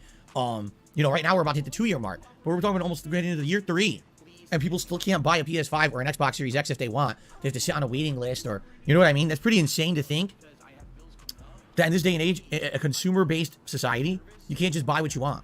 You have to sit on a waiting list to consume. Just think about that. It used to be, you know, you work your ass off to have enough money to buy something, and then it's like a big thing when you finally get to purchase something, you know. Now it's like, oh, I wanted to consume for 2 years, I still couldn't, I was told no. I'm still on an exclusive waiting list to actually consume the money, or spend my money and consume. Like, it's pretty nuts, right? I mean, if that was true, Phil, the Wolverine toy story wouldn't exist. I feel it's always been a thing for certain particular products, Phil. In fact, I actually remember, when I was a kid, my dad had a hard time finding the PlayStation 2, I think it was. I think it was a PlayStation 2. That was very fucking popular, the PlayStation 2, when it came out. And it was one of those things where he had a hard fucking time finding that in time for my Christmas. Because that was popular as shit when it first came out to PlayStation 2. That was one of the best selling consoles at the fucking time. That PlayStation 2. And it's like he went in different shops, they were all fucking sold out. I'm not sure how it was, in the States at the time, you know what I mean? But this is like the first Christmas it came out. This fucking, and it's as I'm saying, no, the very last shop that he was able to get to, he managed to get one of the last ones, and he managed to fucking get it for me. You know what I mean? That's just one of those things. But apart, my mum told me later on, like years down the line, my dad had a fucking nightmare of a time trying to get a fucking PS2 for me when I was a kid. You know, it was one of those things where like fucking all these shops and they fucking have it. But the very last one, he managed to get one of the last ones just because it was like skinny as fucking teeth. But it's one of those things, man. But yeah, that's what I'm saying though. If Phil's fucking being it's bizarre. Damien saying, remember, you're about to contradict a business major. Yeah, and Backley's is saying, even here, you had to wait until after Christmas to find one. And that's for the place. Yes, I'm saying though, you were lucky to get that before Christmas. At least at the time. So it's not a fucking new thing. In general, it doesn't even relate to computers either. It's not just a computer thing. It can be anything. It's a fucking. You hear all the time about fucking popular. Look at Phil's favourite ever fucking movie. Phil's favourite Christmas movie. Anyone pop quiz, guys? Phil's favourite Christmas movie. You guys might remember what it is. I know what it is. You guys remember what Phil's favourite Christmas movie is? He's like, put that cookie down now. That fucking shit. Oh, to be fair, Scrooge. To be fair, Scrooge is actually. Now I think about it, Scrooge is his fucking favourite one. But no, Jingle All the Way is one of his other ones as well. The one with Arnold Schwarzenegger. Oh, yeah. Big Arnie doing the lead role. Scrooge actually is Phil's favourite Christmas movie, now I think about it, but Jingle All the Way is also one of his favourites. But now you guys said Scrooge, that is actually his favourite now I think about it. But Jingle All the Way, the story of that fucking movie, the whole theme of that movie, is that Arnie can't get his kid a toy that he really wants for Christmas. He looks all over the fucking place for his stuff. So it's not, as I'm saying though, this is not a new thing. Phil's pretending it's a fucking brand new thing where you cannot just fucking get whatever you fucking want if you have the money. Prophet, you're absolutely right. Die Hard is the best Christmas movie ever. Also, Lethal Weapon. Lethal Weapon technically a Christmas movie as well. But Die Hard surpasses it. Clyde Dale's calling me a fake DSP fan. Yeah, I'm actually a detractor, Clyde Dale. I can't deny it. I've been outed as a detractor. Oh no. So anyway, I guess we'll see. We'll see what happens if this is true.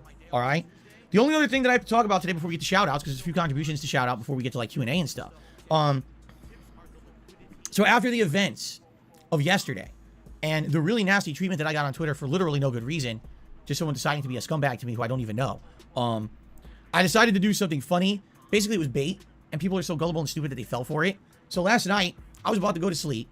All right, I was actually in bed when I posted this tweet, and I'm like, watch this. So I post up this tweet. He says, I've been scouring Twitter for something to innocently quote tweet before I go to sleep just so I can wake up and be viciously roasted by said party for no good reason in the morning. Reply to this tweet with your suggestions that I will never read. Good night. Now, if you actually read that and you believe it, you're smart because it was complete bait. All right? I mean, you clearly read it though, Phil. No, Phil. You clearly read it. Everp, that's fine. If you need to take a wee breather, fair enough. But however, if you need to step away, it's fine. I understand perfectly, don't worry, I can relate. But yeah, Phil's clearly just proved himself wrong here because he's clearly read the replies. Wanted to do essentially a social experiment. I was curious what would happen if I put up a tweet like that with replies open. All right, I was just curious. Now, here's the truth of the matter is I am never going to read it. There's no point, right?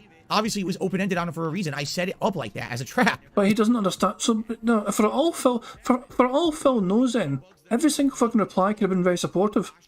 Yeah, he actually would have some people who were supportive in their responses. People were fucking telling him, like, all the best, not shit. People reached out. So, he's actually ignoring genuine fans who are able to fucking, reach out to him for once as well. Most of the fucking responses were fucking, just get fucked Phil kind of responses. But Phil has clearly read the tweet. He's proved himself absolutely fucking wrong here, in my opinion. Phil absolutely read some of them. There's no way he hasn't. I would bet this fucking motherfucker £1 million that he's definitely read it. There's no way he could prove me wrong.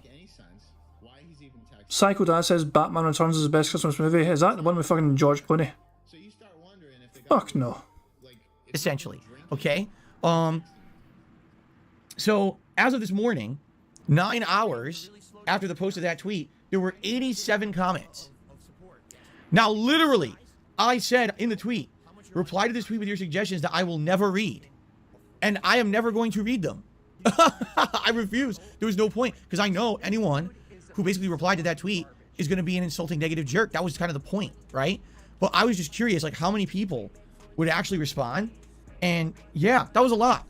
That was a lot of dumbasses. Because the thing is, it would be one thing if you'd be like, oh, maybe Phil accidentally left the replies open, right? But I literally say in it, please reply to this tweet, engaging with people to reply to it, but telling you I'm never going to read it. So you're literally just talking to yourself. You're kind of speaking to an echo chamber for yourself to show how toxic you are. Not really, you know, it's actually good content for me. I was able to fucking look at the responses and laugh about them.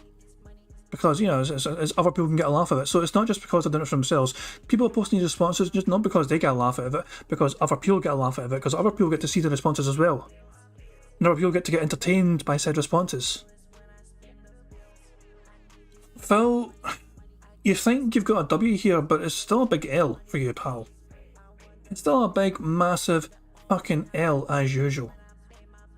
You are perpetually stuck on level 1 because you cannot fucking think of a good way to ever dunk on detractors. You do not win against detractors, ever. You cannot win. You're too low level to win against us, Phil. We are too strong for you. You haven't got any cheat codes to fucking beat us detractors. We're just fucking too superior to you in every way. It's like a battle of wits, except Phil is extremely unarmed. He just cannot cope, he cannot live at this level that we are all at, compared to him, stuck perpetually and down in level 1. He is down there forever, and he is not a threat to any detractors, mentally or physically. It's unbelievable how he fucking tries to get a wee W here and there. It's unreal. Money, yeah, yeah. Money, money. Oh, money, money. Yeah, yeah. Money, money. Thank you very much, Bart Wells, for Super Chat, who says there were people telling him to get help for addictions, which is solid advice. I agree. But this guy will say those are troll replies because he's in denial. He's in denial, he needs help, despite begging each and every day. I agree wholeheartedly. Most responses were shitting all over him, but there were some genuine, heartfelt responses. Some genuine, sincere responses telling him he needs to fucking own up to his addictions. He needs to own up to his fucking vices he's got in his life, which are ruining his fucking life. It's his life. He's trying to fucking provide for his fucking family, you know, get his money, and try and make sure he can, you know, look after his wife properly and all that shit, and yet he still fucking spends irresponsibly on that stupid fucking game. Which he claimed in the past he fucking stopped playing so he wouldn't get addicted to it again. He pretended to his fans he stopped playing that game. He pretended to his fans he stopped playing all mobile games. And then he fessed up, I actually play them now and again, I spend $1 here and there. It's unbelievable the amount of lies Phil tells just so he can fucking keep, you know, stealing money from his audience. And pretending to them that it's not fucking going towards mobile gaming. It's insane to me they don't fucking it's incredible they're not clocked on to this. It really is incredible to me. Now watch some dumbass whale step in today and give him fucking $200. One person will probably give him $200. Believe in Phil's lies. Believe in his fucking desperation story. Believe in Phil's in genuine need of it. Because this is who fucking Phil preys on. He's a fucking leech towards the fucking vulnerable, deep-pocketed motherfuckers on the internet. They somehow fucking gravitate towards this fucking moron. So you might say, well, what's the point of this? The point isn't for me, it's for you. Go ahead, go read up. I'm sure there's some of the most toxic, vile, disgusting things ever said on the internet are probably said in those replies. Go for it. Go read up. Go have a social experiment with the dregs of society, right? And see truly what is it that lies on the internet. You know what I'm saying? I'm not going to be involved in it. I refuse. I have no point in reading it because I already know how nasty those people can be. Like, that was literally one of the problems with having open YouTube comments years ago, was that essentially you just allowed these people to sit there and shit on everything. So that's why eventually I closed my YouTube comments, and now I have what they call curated YouTube comments, meaning YouTube auto edits a lot of them, and then I approve certain ones to show up on the videos and stuff. But it allows me to control the situation so that toxicity is gone. It's not on my videos anymore, okay? But essentially, Zen Shuriken hit it on the head. He says, give the kids a nice sandbox to tire themselves out in. Exactly right. That's exactly right. It was a social experiment to see if given opportunity. In a rare situation, because always my tweets are set that you can't respond unless I follow you on Twitter, what would happen? Well, 87 people took the bait, at least as of this morning. I'm sure probably there'll be way more now. But hey, go ahead, read the nonsense. Enjoy the basically people. If you read any replies, you can just smile to yourself and say, "Wow, this is a really dumb person." They literally just set themselves up to say something nasty about Phil he will never read, and we can all just laugh at how dumb they are. There you go. It would literally be like a room with a big sign, and it says, "If you are a dumbass, enter this room." And then morons just keep going in because they're just dumbasses. They can't stop themselves, right? Just because it says it, they've got to do it, right? That room exists. It's called a DSP Gaming YouTube channel. So they just keep walking in. Next thing you know, the room is wall to wall packed like a can of sardines with idiots, right? Bowels squishing in it. And you know what you do when you're done? You close the door and you laugh. And you walk away, right? Sadly, you can't do that on Twitter. You know, you just can't. That would be great. Imagine if you could lock all those idiots off Twitter forever. It'd be like, oh, you fell for the trap, bye-bye. And you permanently ban them all. But it is what it is. So go ahead, enjoy, and who knows? Leave that tweet running for years and years. They'll probably have 40,000 responses by the end, all people being toxic and disgusting, right? Awesome. Okay. So that's that. Let's get to some shout-outs. We start off with 672 doing a super chat saying that, forget all my other members' goals. I need to do the one chip challenge. No, I don't know what it is. I don't care what it is. I don't do challenges because I don't do dumbass, viral, stupid memes, as you know. I think they're all insanely brain dead. Why not do the milk crate challenge, where you try to walk across a stack of milk crates with no padding underneath, and you fall and you break every bone in your fucking body, right? Why not do the shove a cactus up your dick hole challenge, right? Why not? There's no point to these. You understand? They're dumb. They're completely pointless. They're stupid. I actually think that the chip challenge would actually be good for Phil. We could technically call it a DSP tries it. It's not as if it's bizarre to me how he's fucking shitting over his challenge already without even being aware of what it fucking is. This is essentially a fucking great potential DSP tries it. I'll tell you what as well, if Phil had that as a fucking members goal, you've seen Phil try to consume that fucking thing. Not actually having Phil consume that would be an interesting members goal, and I think it would make him hit it because people would be interested to see him try and fucking hold that shit down. They're for idiots. Sorry, they are. They're for idiots. They're for the lowest common denominator of people who just don't understand what intelligent thought is. There's no point to doing them at all. They do nothing. They prove nothing. They're completely pointless to anyone with a brain. All right. The funny part is, they're entertaining to dumb people. So yeah, sorry, I'm not dumb. I think it's the dumbest thing ever. I'm not going to do it in my content because it's dumb. Okay. Take a flat board of wood and smash it over your head until blood squirts out of every piece of your orifices challenge. Oh, challenge! Yeah, amazing, right? Like, what the fuck, man? How did society become so stupid? Well, I know the answer to that, but we're not going to talk. We're not going to talk politics today. No, we're not. As like undoubtedly, this is going to happen. All right. Today, thankfully, I'm not a politician. Yeah, money, oh, money, yeah, money. Thank you very much to Prophet for a super chat. It says, Phil should do the Russian roulette challenge, but put all 6 bullets in the gun. Just kidding, or am I? Yeah. That's what I'm saying. That's one of my more memorable Scrubs quotes from, like, you know, Dr. Cox. He's like, let's play Russian roulette, but let's put bullets in all the chambers so everybody wins. But yeah, it's one of those fucking things where it's like, yeah, Phil. The thing is, what I don't get, right, I can understand Phil trying to shit over kind of viral YouTube, you know, internet meme challenges and that shit, where people fucking are just doing stupid shit to try and get popularity. This is literally a challenge. It was the challenge that was mentioned to Phil involved eating a potato chip. Okay, it's a spicy one, but it's one chip. And it's eating something. It's not as if it's fucking asking Phil to do something insane and life-threatening. It's bizarre. He doesn't even understand what he's fucking shitting all over here. And yet he still just chooses to fucking shit over the idea anyway without even being aware of what it is. It's just typical Phil, just shitting over an idea before he's even aware of what the fuck it is. The one chip challenge is not life for it, and it's a fucking spicy fucking chip. Do I want... Cobain's asking, do I want Phil to die? I plead the fifth. Damien Anderson says you're forgetting that he'll have to spend money to buy that chip. No. He'll get that money for the members. If he hits the members goal, that's basically paying for it right then and there. All those extra members he gets from the fucking goal, hitting the goal. Yeah, that's how he fucking pay for the chip. A political guy. You guys know this, right? I don't want politics discussed on my streams. But as I get older, all right, you know what's going to happen. You just know that one day I'm going to have to venture over into that realm, you know? And I'm a middle-of-the-road guy. I'm not liberal and I'm not conservative. So everyone's going to hate me. I'm going to be the most hated political commentator on the internet when I finally go out and I branch out into that. I'm just not doing it today. I refuse. Because I like what I do so much.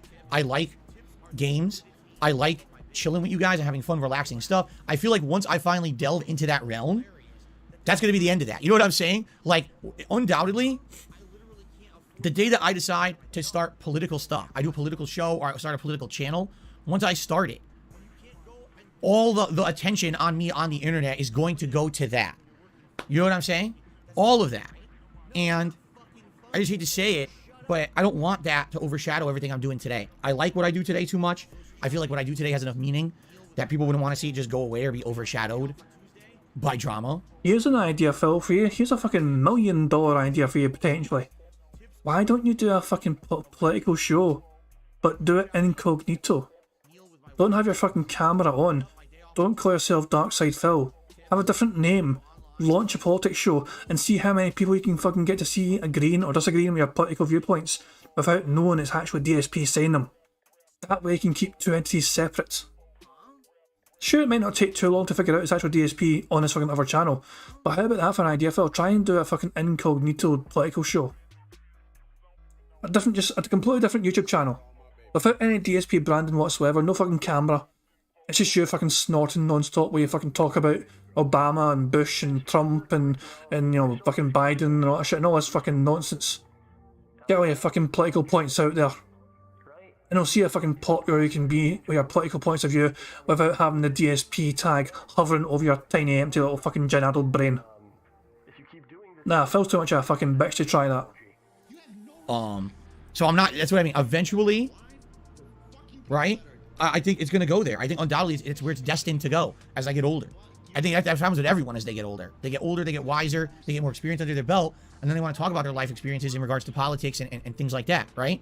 But I'm not going there anytime soon. Let me put it that way. Like, that would be like, man, I just have to admit that I've gotten old enough that I can't really do the game thing anymore. You know what I mean? And then I got to kind of change in order to survive, so. And see, no, see, that's the thing. Nathan Wong says, just pick a side for maximum profits. That's why the political spectrum is extreme. You don't have to believe what you even spew. I'm not in it for that. If I were in it for that, I would have done that with games a million years ago. And I would be one of these poster boy fucking content creators who literally gets every game for free, who literally is, you know, at the top of his game stream. That would be me. If I didn't care about what I did, I would be at the top of the gaming landscape. I literally am the opposite of that. I care too much. I refuse to play that game, and that's why I'm at the bottom of the gaming landscape. Okay?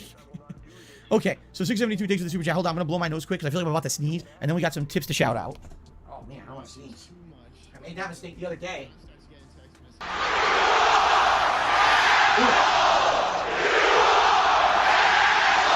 Go back to Supercuts and get your $5 back, jabroni! Oh, no! Would you consider just starting off? For the next 20 minutes, I'm going to be talking and saying absolutely nothing. I am highly above average with my view count. No, I am not. I know for a fact that I'm not even like a mid-range YouTube channel anymore. I'm not stupid, you know? See, the thing is, I think a lot of people, when they hear me talk real about myself now it's kind of the opposite, because when I was younger, let's be honest, when I started as a YouTuber, I was the opposite of today. I was like so cocky, right? So full of myself. Oh, I'm the best gamer. I'm the best Street Fighter player. I'm the best this. I'm the best that. And insult everyone around me and claim that I'm the best, right? Today, I'm very much a realist. And I'm honest with you. Rather than being some character for you, I'm very honest. You know what I'm saying? When it comes to my Street Fighter skills, they're incredibly bad. The only thing I really have is fundamentals from old school Street Fighter. And that's not enough to carry you in modern Street Fighter. That's why this weekend, Was I able to get wins in Street Fighter 6? Yes. But was I getting my ass handed to me by all the new mechanics of the new game? Yes, because I haven't learned them yet. I'm going to have to sit there and practice a ton, right? A ton, in order to basically get to a point where I can be anywhere near competitive. You know what I'm saying? When it comes to my YouTube channel, all right? Back in the day, I used to be popular. Yes, my YouTube channel actually used to be at the top of the game when it came to video games. It's absolutely positively true that I used to be like at the tippity top, right? And over the years, it's degraded.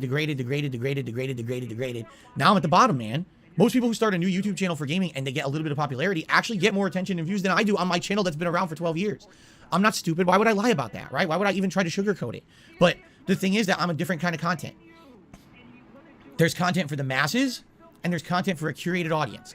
My audience is a curated audience. You guys have been around for a while, or you've known of me for a while and you know what to expect. You're here for a very specific kind of content, and because you like that content, you support it. It doesn't matter if it's popular or not. You're just here to see that style of content. You know what I'm saying? So you support that special. Most people are there to fucking watch you rant and rave and bitch and whine and moan. Why do you think that after your fucking podcast ends and the game starts, you tend to lose a bunch of viewers? You get some of the regulars to just fucking stick around in the chat because they're fucking talking to each other, because they're used to talking to each other rather than fucking paying attention to you. You got fucking, like, I'd literally say maybe it's a dozen people that actually care about you, Phil, in your chat. Maybe a dozen that actually specifically care about you. The rest are there just for each other, essentially. Style. And it doesn't matter if I have 1 million views or 10. It's still content that you want, and so you support it. That's why if you look at my level of attention and popularity that I have on the internet versus my level of support, most people who are my level on YouTube don't get much support at all, right? It's crazy that I'm able to do this for a job with the level that I have. I know that. Listen, I'm very lucky. I'm very grateful. Ugh, I hear my mouth. I'm very lucky and I'm very grateful to have the incredible level of support that you guys give me, as opposed to other people who are trying to make it on YouTube and can't. You know what I mean? Back then, over 10 years ago, there was no crowdfunding support whatsoever. So no one was subscribing to anything that I had. No one was doing any kind of super chats or cheers or anything like that. There was no PayPal. There was no Patreon. It was literally... That's a lie. That's a fucking lie. In 2008, he was fucking telling people to fucking contribute to him through PayPal. His very first video, his fucking face reveal, he was asking people to fucking send him money through PayPal so he could afford new fucking games. So he's fucking lying through his fucking teeth right here. Yeah, Train's saying click the ads. Yeah, click the ads, guys. Click the ads. That's how I get money, guys. Click the ads. Hint, hint. Click the ads. I can't believe he's actually lying about there being no fucking PayPal. That's unbe-fucking-leavable. Wow. Super chats or cheers or anything like that. There was no PayPal. There was no Patreon. It was literally people watched my videos in droves, and the ad revenue paid for everything. I had excessive money back then because the ad revenue was so crazy on YouTube. Okay, it was definitely a completely different time. Now here we are 10 years later. All right, my views used to be at 1.10 million views a month. Now I don't even hit 1 million views a month. I think last month, here, I'm just curious, because I can actually look some of this stuff up with my YouTube app here. If I look at analytics, Phil's analytics are going to be a little bit skewed because that includes videos which are not public viewing. His analytics are going to include his privated streams. We're better off going to Social Blade because that's going to show the public-facing figures. So I'm going to do that myself. I'm going to go to Social Blade and see for myself, because this is actually the public-facing views that we have available at our disposal. So, first of all, let's see for ourselves, guys. Detailed stats. What we're looking at here. What the fuck are we actually looking at here? I'm on the wrong fucking thing. Hang on, 2 seconds. Maybe user summary. Monthly gained video views. So the month of September saw him get 657,384 video views on all the publicly available videos. Now let's see if Phil inflate that figure by around 200,000. You ready? and I look at, see, how do I look at the time period? How do I, here we go. So for the month of September overall, I had just over 800,000 views on DSP Gaming. 800,000. Told you. He's including his unlisted, privated videos. It's not even unlisted. Every single live stream he has, he privates it afterwards. He doesn't delete them. He privates them. But YouTube, his app, will retain the views of that and will count it even though it's not public facing. So this is more accurate for a public facing point of view. He actually went up a little bit. So in August he had 617,000 public facing, but he did delete some videos as well, to be fair. September, 657,000, and Phil just arbitrarily added 150,000 views. Just for whatever reason.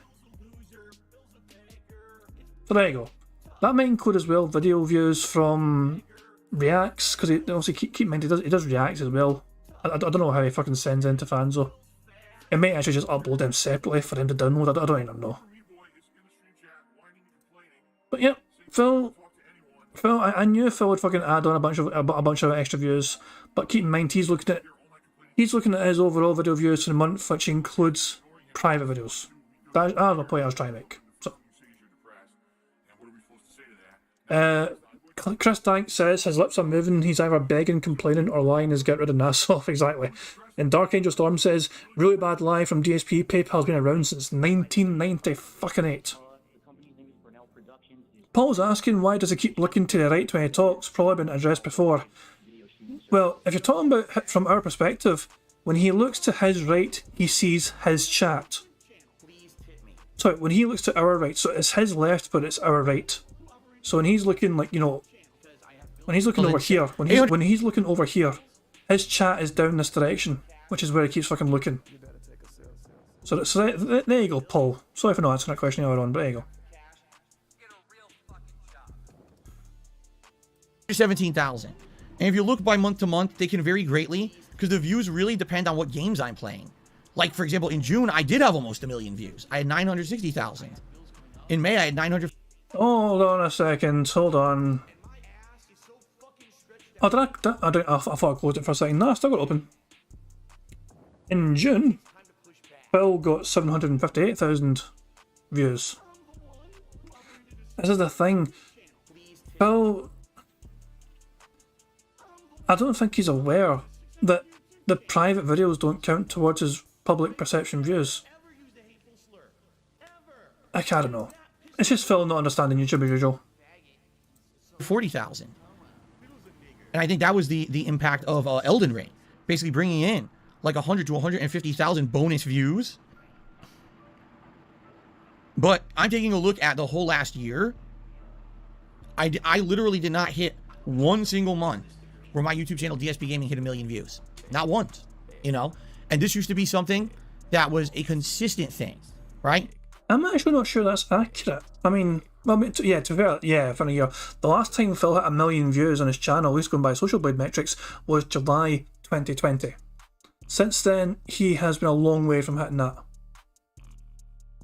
Look at this massive drop off. He went from July, he had 1,005,366 video views. The next month, he almost lost 200,000 fucking views. That is a massive drop off. I never recovered from that. What happened in July 2020 to August 2020? I saw him fucking plummet in popularity. At least for he had a good wee spell here for a short while.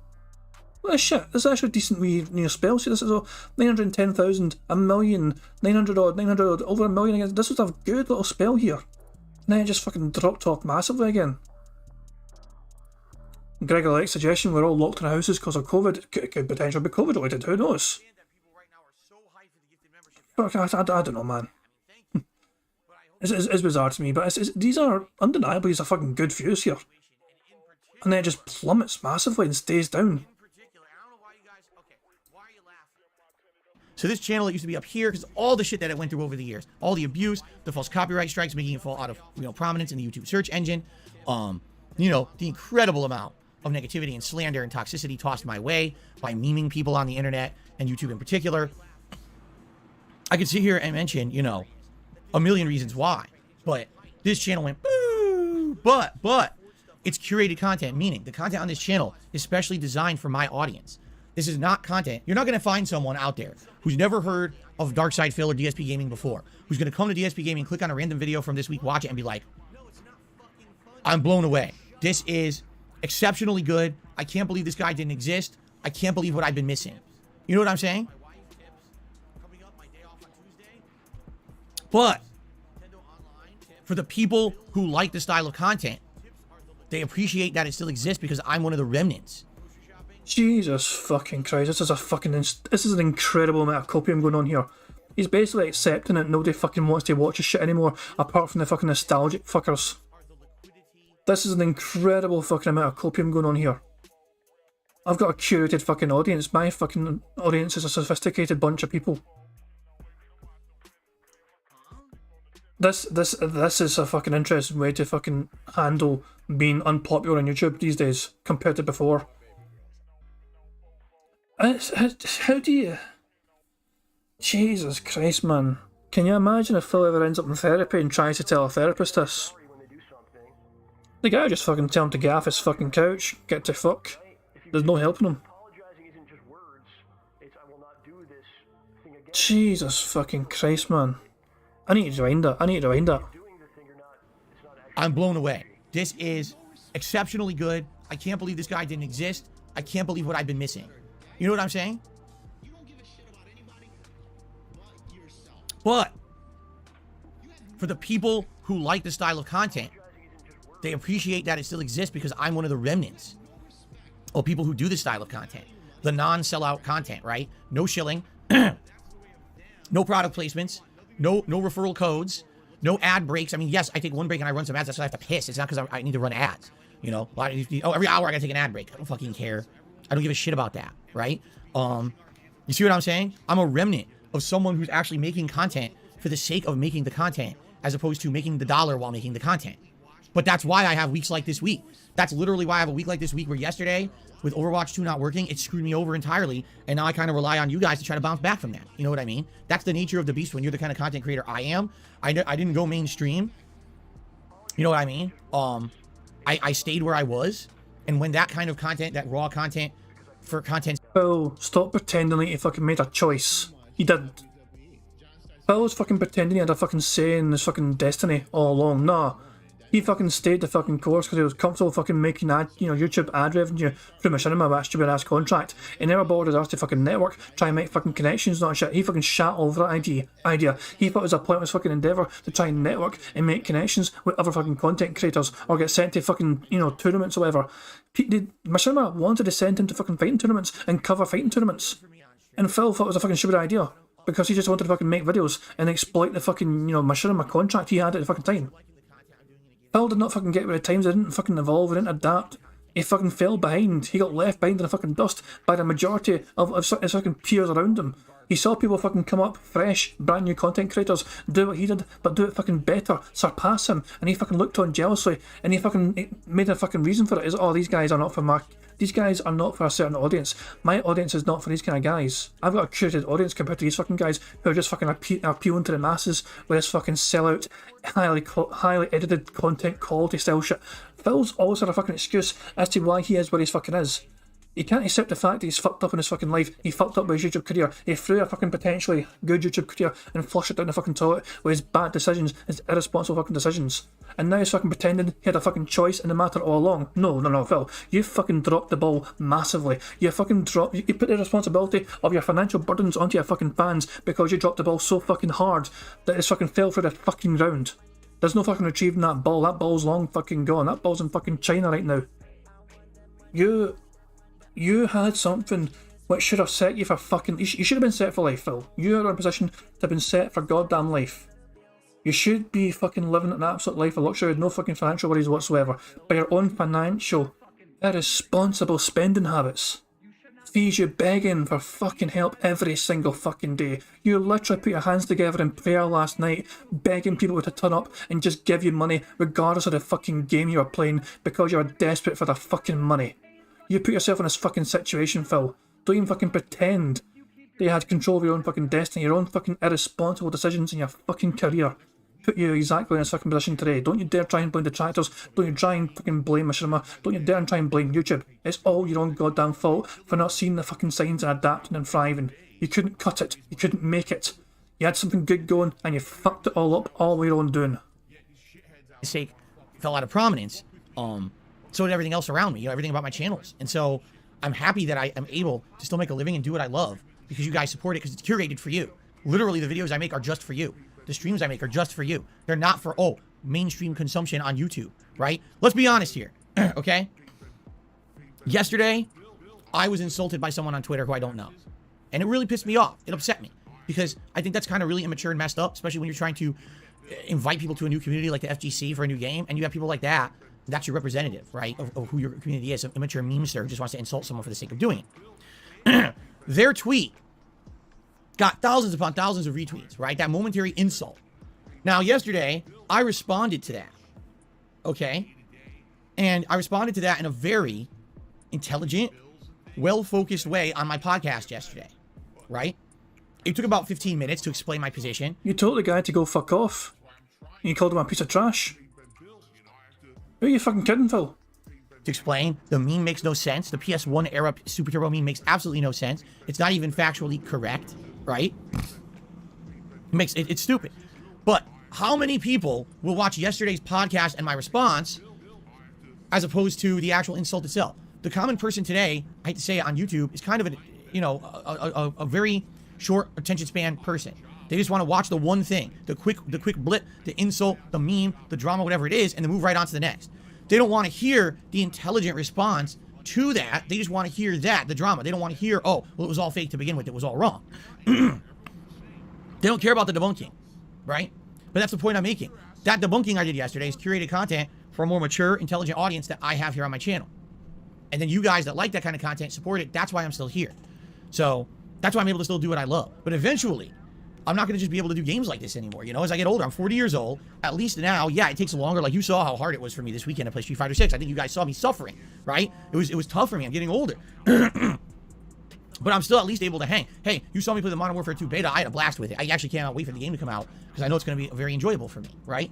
So at least for now, I can still hang a bit, right? But basically, I know that I cannot do this forever.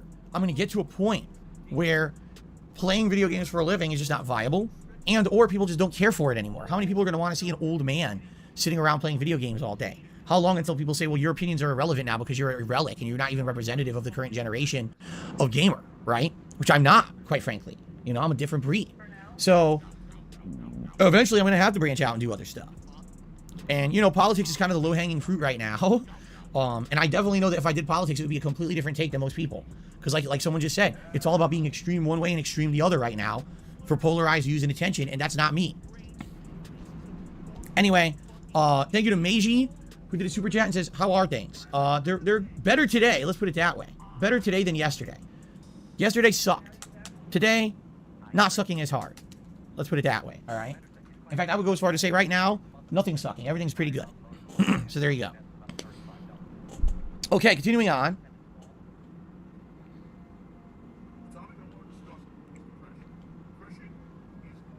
Gamer Guy tipped me $3. Says, I always feel like you get a lot of backlash for no reason. I see you push through it and it's inspiring. You're a fan, Gamer Guy. Thank you, Gamer Guy. That is how a lot of people describe me. That because of the amazing amount of adversity that I've had, but the fact that I'm still here making content every day and still doing it for a living and still, succeeding is inspirational. And I appreciate you guys saying that. I don't feel it's inspirational, but I'm not, I'm me. I'm not you watching from the outside. I have absolutely no idea what this stuff looks like from the outside. I couldn't imagine. Seriously. Okay. Snow Carl has tipped $1. Ladies and gentlemen, it is now time for our segment that we like to call, What do you want, Snow Carl? Okay. Snow Carl did the $. I know you and Kat have a great relationship, and it seems like you agree ideologically and on most other things in life. However, have you ever had big things you disagree on, like kids, where to live, how to work, vacations, etc.? If so, how do you handle it? We don't agree on everything. That's pretty crazy. Like, I don't think for a relationship to truly work, you don't want to be with someone who is exactly the same as you. Because one of the whole points, all right, of having a significant other is just that, other. Not you again, right? If you are looking for someone who's literally exactly the same as you, has the same beliefs as you, has everything the same, why even look for someone else? Just marry yourself, right? Right? Make a real doll of yourself and just fucking marry yourself. What, you know, some people are so narcissistic to think that everything needs to be in agreement with them. You know what I mean? What? Some people are so narcissistic? Excuse the fuck out of me? Phil? Are you not aware of your own narcissism that you display on a regular fucking basis? One more fucking time? Well, you know, some people are so narcissistic to think that everything needs to be in agreement with them. You know what I mean? Yeah, we know exactly what you fucking mean. You banned a whole bunch of fucking people in your chat today for not agreeing with what you fucking said on your tweet. Some people saw your fucking tweet, said that as a bit offensive, and you fucking banned them because they wouldn't agree with you. 24 hours ago, he was banning people in his chat because they thought his tweet actually was a bit offensive, and Phil couldn't fucking handle it. They didn't agree with what he thought, so he fucking got rid of them and banned them. So, let's see that one more time, Phil? Right? Make a real doll of yourself and just fucking marry yourself. Well, you know, some people are so narcissistic to think that everything needs to be in agreement with them. You know what I mean? That's so crazy to me. No, absolutely there's things that we disagree on. Now, I'm not going to go into massive detail about all of them, but yeah, there's things in politics, there's things in other things that we don't agree with. That's fine, because what that does is that creates discourse, where we can sit down and we can talk about these things intelligently. And sometimes when you have two different people who have different perspectives and they sit down and they discuss things intelligently, as opposed to two idiots yapping at each other, trying to rip each other's heads off like we have in the current political climate in most of the United States, what ends up happening is you have insight, you have discovery, and you have progress. You know, parts to an actual intelligent mind, not just blindly believing something because everyone else around you says it, which is sadly what we have in a lot of places now. So that's pretty good. And I like that about us, that we're not the same. She likes certain music. I like certain music. She likes certain games. I like certain games. I like certain, you know, shows. Like, I love horror. I love horror movies. I love horror shows. Okay? She hates it. She does not like horror. The only horror she likes is psychological horror. She can't stand gore. It bothers her. Right? So we would never watch a gory horror movie together because she can't stand it. She does not like that. Sometimes it gives her nightmares. You know? Me, I could watch 20 fucking gory horror movies in a row. It doesn't affect me at all. I have a nightmare about it. I wake up and I laugh about it the next morning. But not everyone's like that. I assume that any kind of, demonic possession kind of movies also might be a trigger to Kat considering her fucking childhood. Just saying, but if you know, you know. I'm not even sure if Phil fucking knows yet. Not everyone's like me. You know what I'm saying? So there you go. But yeah, I'm not going to sit here and talk specifically about things because that's, it's our own private business. But yeah, I enjoy the fact that we get along so well, even though we're not exactly the same fucking person. That's really weird. Exactly the same person. Right? Okay.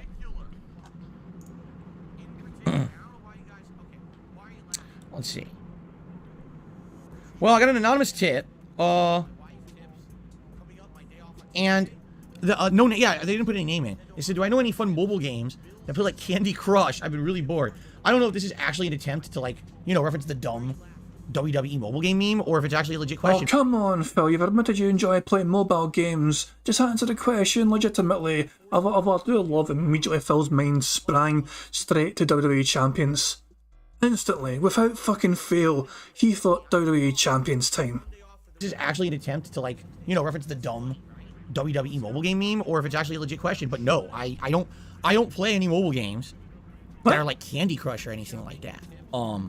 You fucking do. You clear as fucking day do. WWE Champions is like a Candy Crush kind of style game.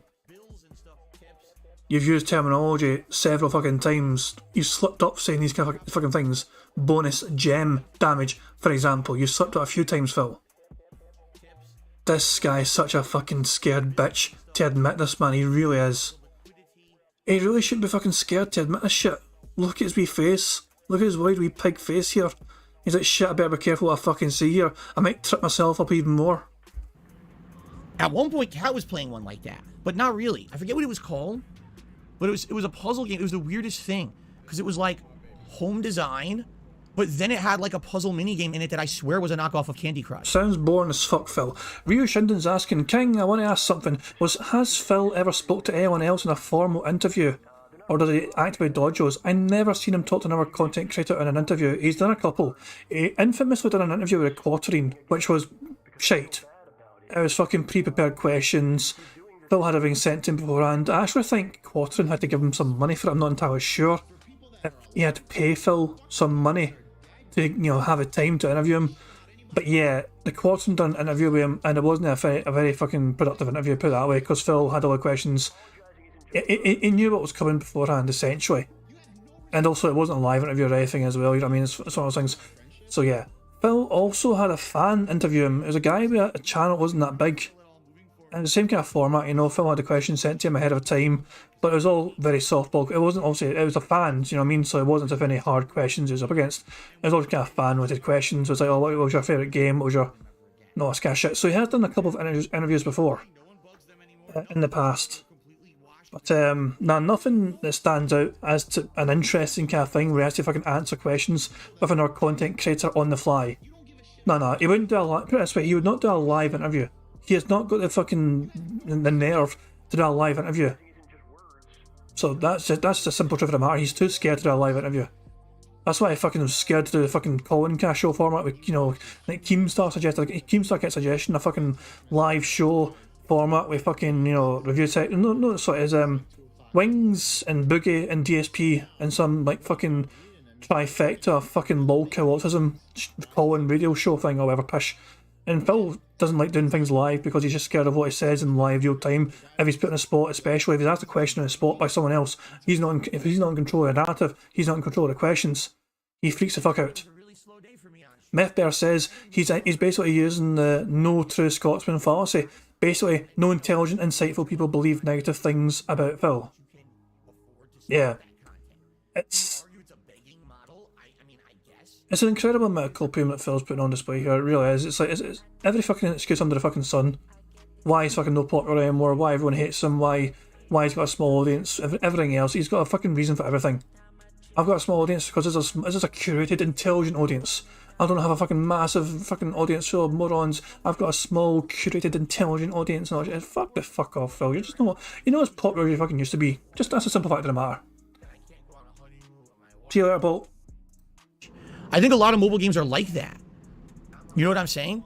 Like, I think that a lot of mobile games are definitely like that, where they knock off an established game, but then they try to combine it with something else as well to make it seem like it's an original game, when in reality, all they did is they bit the gameplay off of another game, But I think there's more than a few games out there that are knockoffs of other mobile games, like directly. You know what I'm saying? So again, I honestly don't know if that was supposed to be like a jab at me or not. It's like I've told you guys. Do I play mobile games? Yes, I've admitted it. I play mobile games. Just that all the memes about them aren't true. I mean, everyone plays mobile games casually to kill some time or whatever. I do too. Phil, do you still play WWE Champions, Phil? Yes or no? Ryu Shinden's saying, I think a huge part that plays on his narcissism is he doesn't let even a chance for people to call him out, people out in front of his face. Do it long enough, and he now believes he's always right. Yeah, precisely, yeah. If Phil can control the narrative, he's happy enough, Imagine if he's always trying to fucking shut down anyone talking in his fucking games. Any multiplayer game he's in, he tries to fucking shut off anyone asking, anyone saying things in his chat. If it's on his channel and he can hear other people talking, he freaks the fuck out and tries to shut that off. Because he's fucking worried people are going to start fucking using detractor memes and shit on his stream, on his content, and he can't shut it down live. You'll have all that detractor stuff getting spewed on his stream during his gameplay. I have no control over it, so all I can do is try and mute it. Explain to you how I know about mobile games. They're very grinding. The point is, you grind in it when you're doing something else. You don't just sit there and focus on the grindy mobile game. You're going to do it while you're doing something else that's a time killer. You know what I'm saying? But no, I'm not going to sit here all day and talk about this nonsense memes and shit that are all fucking bullshit. So, okay.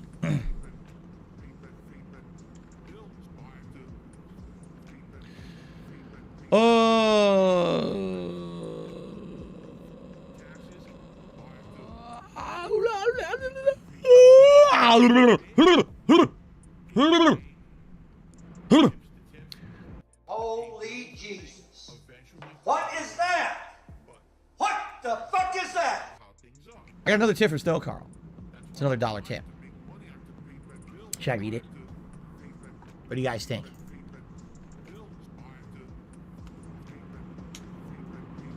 Should I read it? Snow Carl says yes, I should read it.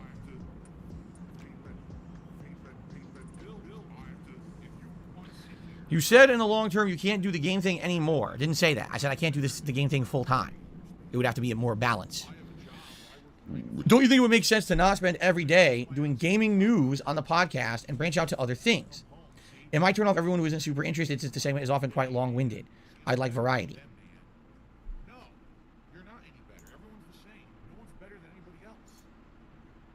Get your ass out there and fucking work, bitch. No. Thank you for the tip, Snow Carl. Okay. All right. We have some extra time. If anyone wants to ask a question, please do. Tag me in the stream chat. And we'll do a little bit of Q&A here before we jump into Evil Within for today. Okay? Very nice. Is today our running day? Yeah, it's supposed to be. It's supposed to be, but I got a lot to do between, like, when I finish my stream today, I have a few things, like you know, busy work things I have to do in the office. I have to make dinner, because Kat will be at work, and I have to make enough so there's leftovers for her. I also have to shower today, so I have to see, is there enough time for a run squeeze between all that? Hopefully there is. I've never had Zaxby's. People have referenced Zaxby's before. I don't know what it is. I guess people say it's fast food or something, but I've never had it. I've never seen one. So I can't tell you what I think about it. How do I like steak? Medium. Or medium rare. Medium or medium rare. Do I exercise with kettlebells? No, actually. When I used to exercise, it was either free weights or like a bench set that my dad had in our basement. I didn't even know what kettlebells were until much later. I know they used them to work out, but I didn't even know they existed. I always used free weights. So, will I try a new upcoming Tekken game? I don't see why not, Soul Potato. Why wouldn't I?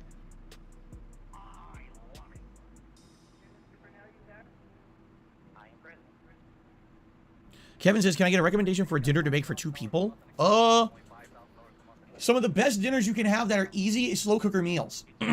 Because slow cooker meals, essentially, once you do the prep and you just toss all the ingredients into the slow cooker, it does the work for you. And you can make big meals with those. So you can do, different kinds of chicken. For fuck's sake, what a lazy fucking answer. This motherfucker genuine game, he gave the fucking laziest potential answer.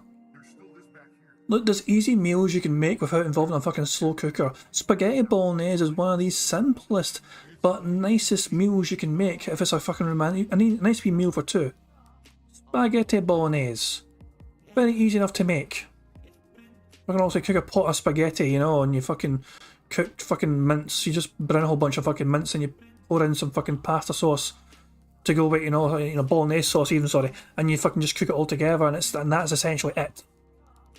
Also, you can do different wee things to try and bring a bit more flavour to it, add a couple of wee, bits of Italian herbs or whatever. Actually, you can do all sorts of wee things just to add some flavour. But yeah, that's a nice wee meal for 2, which is not too hard to fucking make. Right there, easy enough. Or how about fucking, there's all sorts of, it doesn't have to involve a fucking slow cooker. Steak as well, steak and chips. Just fucking cut up some potatoes and make some fucking chips to go with some steak. Just nice steak, sear that on a fucking pan.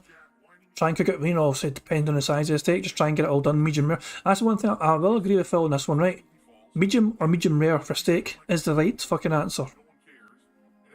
I cannot disagree with Phil there.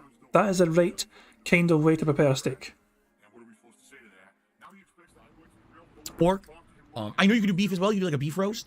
But basically, look up a recipe online for a slow cooker, basic meals, and do something quick. If you have a slow cooker, that is. That would be my recommendation. I don't know what that noise was. Was that outside? Let's take a look. I don't know what that was. Oh. Fucking inflatable fucking crown! Oh, quiet out there. Shut the fuck up, you cunt! Shut up, bitch! I don't know.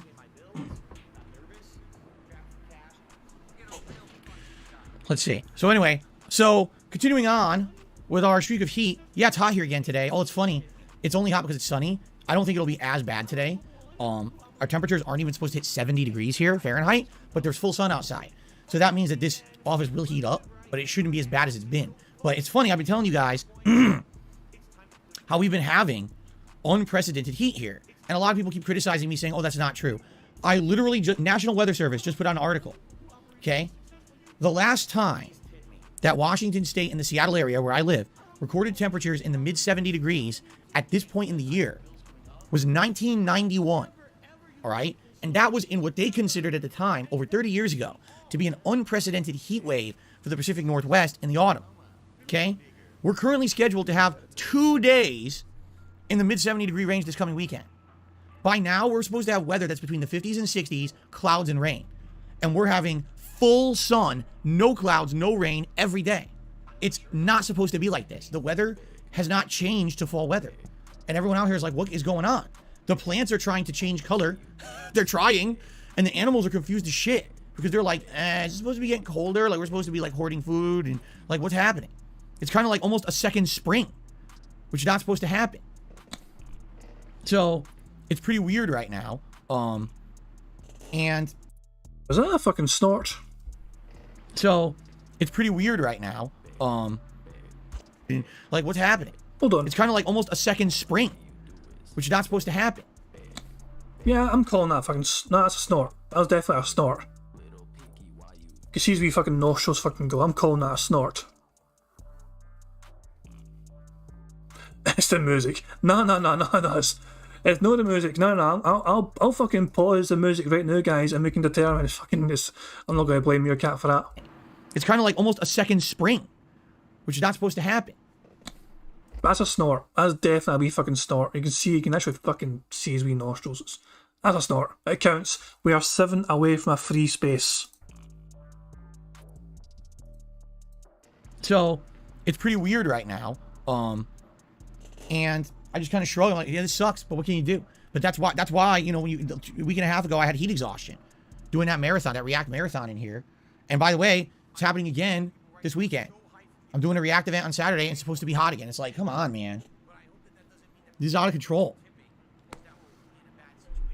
Okay.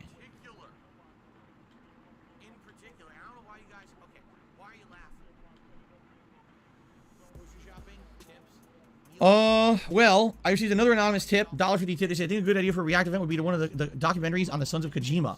Even the vast majority of detractors hate them. I didn't even know that there were documentaries on it. Like, who wasted time on that? Someone did? That's pretty stupid.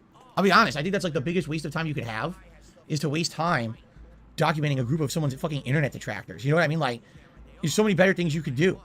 Like, you could sandpaper your ass cheeks to be nice and shiny. Or like, you know, you could pick your nose as deep as you possibly can and hit a world record.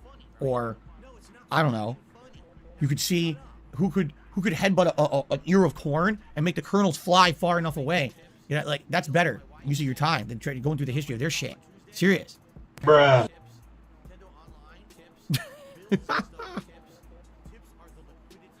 Oh my goodness.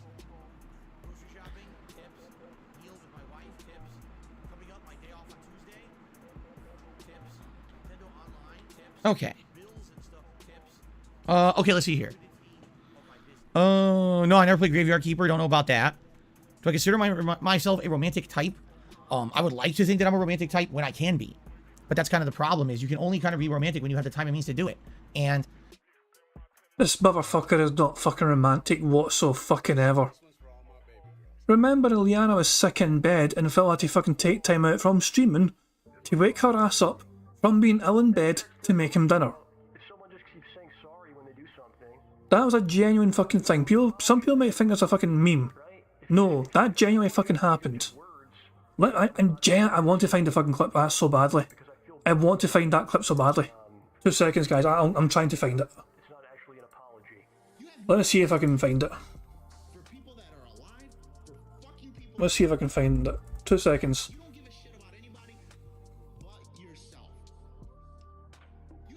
Okay, I found something like it. Yeah, I bet. I found something like it.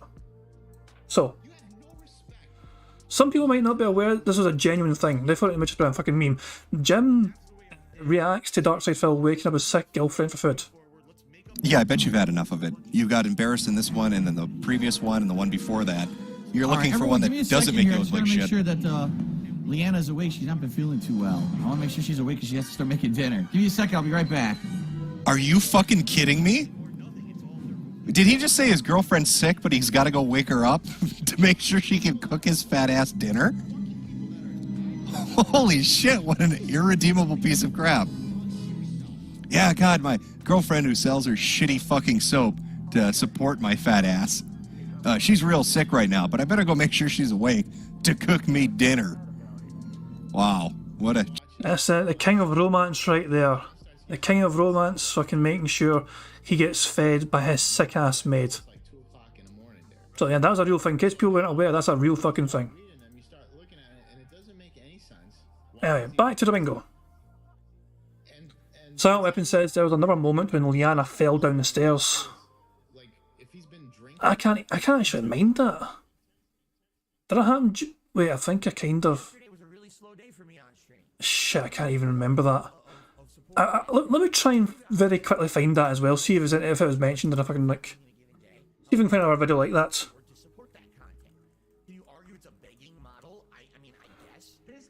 Nah, don't think...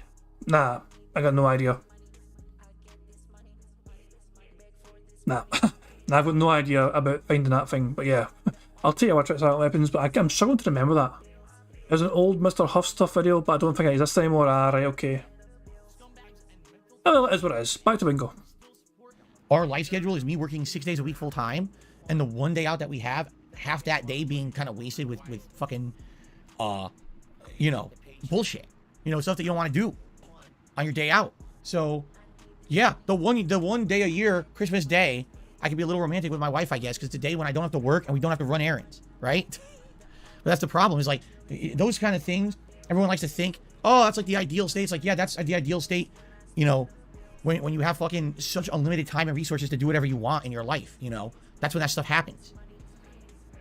It sucks when you get to a point where it's kind of like, you know, that's just kind of the point we're at now, where my wife is working as much as she possibly can, but she gets screwed over just like me sometimes with work. You know, she wishes that she could be helping more, providing more. She can't. She's doing as much as she possibly can right now.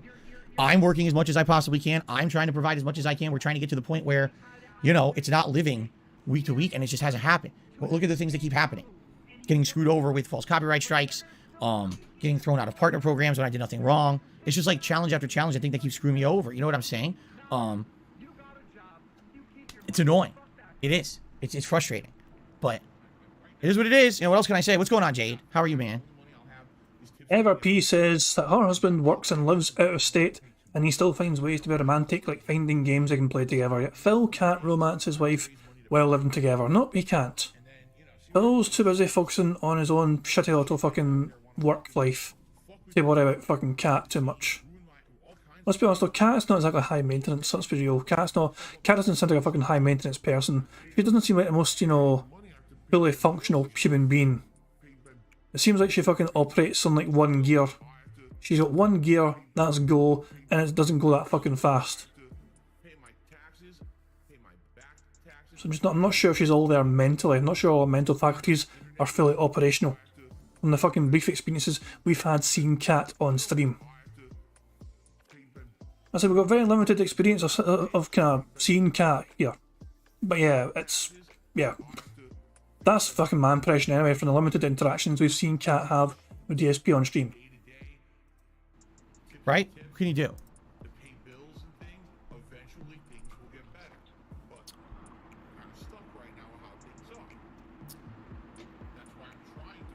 Weirdest horror movie I've ever seen? Oh, I'd have to really think. I'd have to think about that. Because I've seen some weird ones. Like the goriest one I ever saw, I think, was Dead Alive. Which is really fucking weird. That is one hell of a weird movie with the amount of over-the-top gore. But then I found out there's actually more movies like that, which I didn't even know. I thought that was like the exception, the oddity. No, there's like all movies like that I just never seen. So.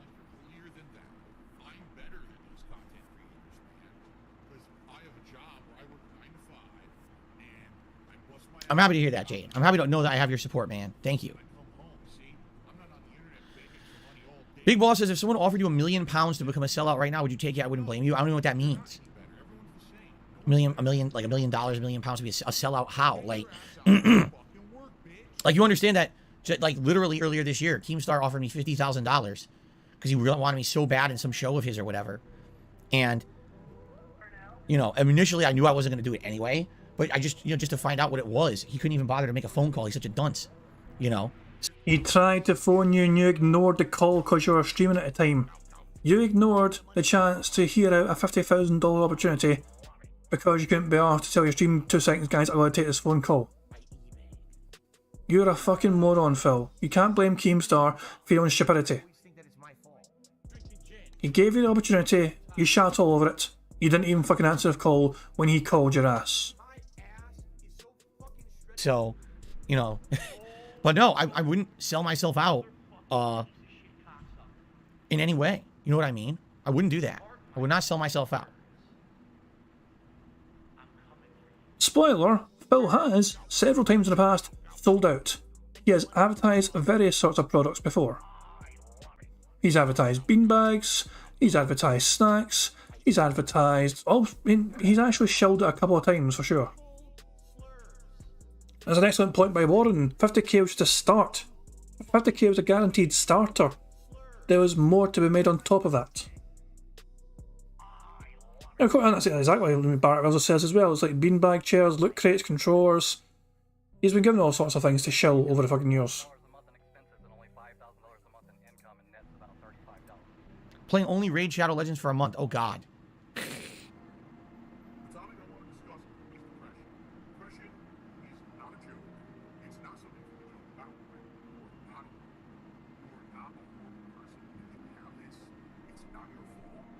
Horror playthroughs this month? Well, you guys are already getting Evil Within. I guess people are saying Scorn is horror. Plague Tale Requiem is horror. Resident Evil 8 DLC is horror. The Rob Galligan React is going to be horror. That would be all horror just this month.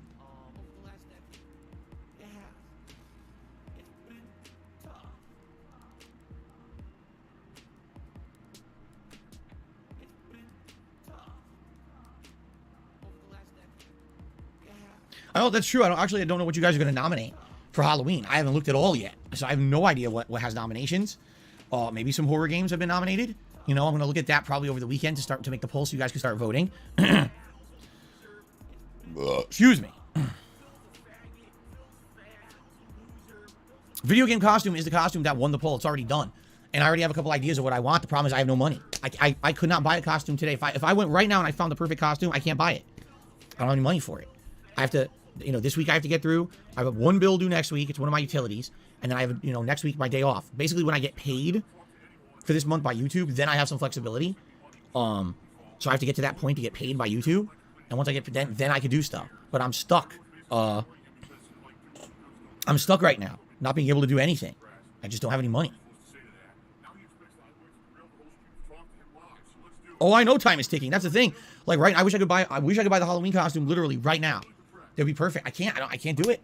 You probably should have saved your fucking money better then, shouldn't you, you dumb bastard? Once again, guys, daily little reminder. Phil, in the past 4 days, made $729 within 3 different days of streaming. If you add up yesterday's stream, Phil has made $828 in tips. Some of that money went to bills, but not all of it. Particularly last night. Last night, he would not have spent any of that money on those bills because it was already fucking paid. He started off yesterday. He started off the stream on the fuck man. He started off the stream on the 9th of October by saying they had paid those bills. Those bills have been sorted. That was how the stream had started, you know, on a Sunday. He's like, aye, the bills have been sorted. I can now just focus on my day off now. Getting funds on my day off. He made $235 that day, and then he made $99 last night overall for the whole day. And yet Phil is saying that $333 he got has all gone. The money's just fucking vanished into the fucking, you know, it got Thanos snapped into a fucking, you know, obliterated, reduced to atoms. All gone to WWE Champions. Most likely. Damon Anderson says DSP is forgetting that Amazon Prime Day is today and tomorrow. He can buy anything right now for cheap and get it quickly. Yeah, but he needs people to tip him though, because he doesn't want to spend money. He's a cheap bastard that can't handle his finances. No flexibility whatsoever to do anything like that. I don't have the money, you know? See, and this is the problem with all the slander against me on the internet. Because in reality, every dollar that comes in is going to something important all the time. What's the next bill that has to get paid? I literally just paid my condo dues and my internet bills. So now all the dollars I save now go to my day off. Anything extra rolls to the next week. Don't you fucking dare, Phil. Don't you even fucking dare to pretend to fucking retcon the fucking finances. I'm not going to fucking tolerate you fucking lying your fucking wee piggy face out, pretending that you fucking got $10,000 in bills a month. You know you don't have fucking $10,000 a month in fucking bills. We know for a goddamn fact what your average fucking expenses are, including your fucking groceries on top of your fucking bills. Don't you fucking pretend that you're fucking spending $10,000 a month on your fucking groceries, on your fucking bills, on your fucking meals with your fucking wife. No, Phil. That shit equates to about $5,000 per month. That is not $10,000 a month. Don't you fucking dare pretend it's $10,000 fucking dollars a month. We know it's not $10,000 fucking dollars a month. You lying piece of shit. Don't you fucking dare. Pays the utility bill and then the next day off, you see? But what do you hear on the internet? Oh, he's spending it on mobile games and shit. Like, no, I don't spend $1 on that. I don't have anything to spend on. No, Phil. You admitted before you spend $1 here and there. You're fucking lying again. You're lying about the fucking mobile game fucking spending. You said before you spend $1 here and there. You can't just fucking pretend you don't spend any money now in mobile games when you freely admitted before you spent $1 here and there in video games. You're changing the fucking narrative to suit the situation. Why did you just fucking tell the truth, Phil? The truth shall set you free. On that, I never do. It's literal fabrication, but that's what you hear. So then people sit there and talk shit. And they're like, oh, you see, it's because he's a bad money manager and thing. No, it's because I'm just literally pulled to the limits of what I can do with what I make. But then I have to keep hearing about this nonsense and being insulted constantly. And it freaking pisses me off and it makes me feel like shit. That people just say this stuff and I have what recourse do I have? Well, fucking just prove a line. Prove I'm fucking lying, Phil. You've got all the fucking avenue, you've got all the fucking options at your disposal to prove I'm fucking lying. You made $350 fucking dollars in tips fucking the last 2 fucking days.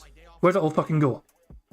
You claimed it was for your fucking day off, but you pretend you got fucking $0 right now for a fucking Halloween costume. Where the fuck did your $350 fucking dollars go since the last 2 fucking days, Phil? If you can fucking prove to me right now, because it wasn't bills, I'll fucking tell you that for now, right now, Phil. It was not fucking bills. Your ass has not been at the house to go on a day off to fucking spend that money. You've had $350 fucking dollars in tips sitting there.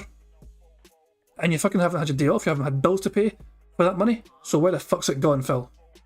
Where the fuck did the $350 fucking dollars go?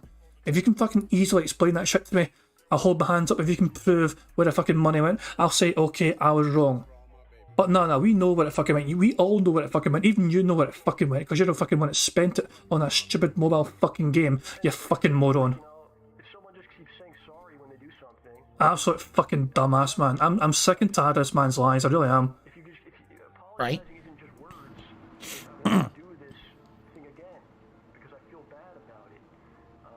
Oh, I am feeling better, much better today than I was yesterday. Thank God. Well, yesterday was shit. Today it's not that bad, thank goodness.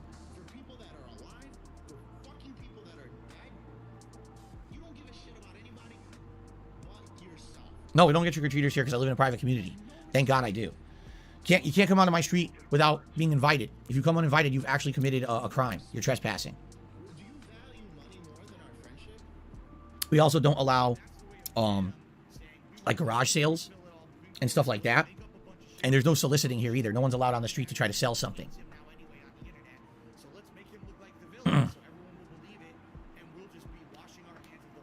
Did I get my kitchen sink drain fixed? What is wrong with my kitchen sink drain? Nothing. It was a dishwasher. It was a dishwasher that had problems. I wonder if Phil forgot that particular lie. Where do you even get this from? My kitchen sink drain. There was never anything wrong with my kitchen sink drain. How did you even hear there was? My dishwasher is on the fritz. That's not even close to being my kitchen sink drain. It's fucking similar. I'd say it's fucking similar. Come on, fuck Phil. Give the guy a fucking break. Jesus fucking Christ, man. Most kitchens is basically right next to each other. Has Phil got such a bizarre fucking setup that his kitchen sink is like the opposite side of the dishwasher? What the fuck? Is that what you're talking about? I feel like everything on the internet is a really distorted, ridiculously stupid game of telephone. Like, oh, you know, my door handle broke. And by the end of the week, someone will ask me, Phil, is your roof okay? Is it still leaking? And I'll be like, what the fuck are you talking about? My door handle broke. Like, how dumb can you be? Oh my God. You guys know what the game of telephone is, right? Maybe you guys are too young for that. You know what the game of telephone is, right? Do I have to explain?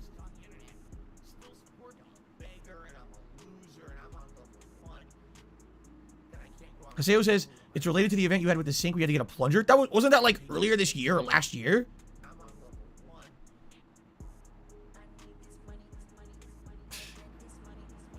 Oh my God.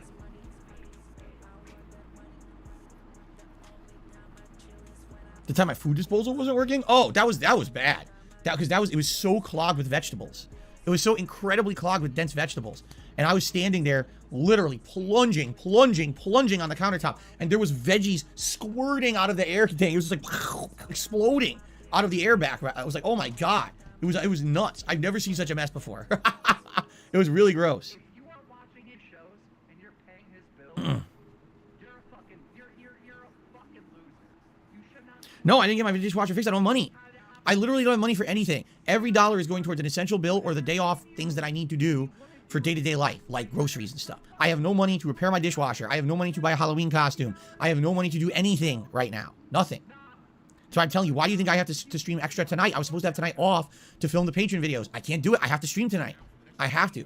I have nothing for anything. Money I'll have is tips coming in on the streams. And that, by the way, I have to raise money to pay some big bills next week. All my utilities are due next week. You can tell he's getting a little bit edgy because he's only got $7 in fucking tips right now. And then, you know, see what I mean? Like, this is how it is for me. Yeah, these shitheads out there want to fuck with me behind the scenes, doing all kinds of How do I buy games? It depends on the game.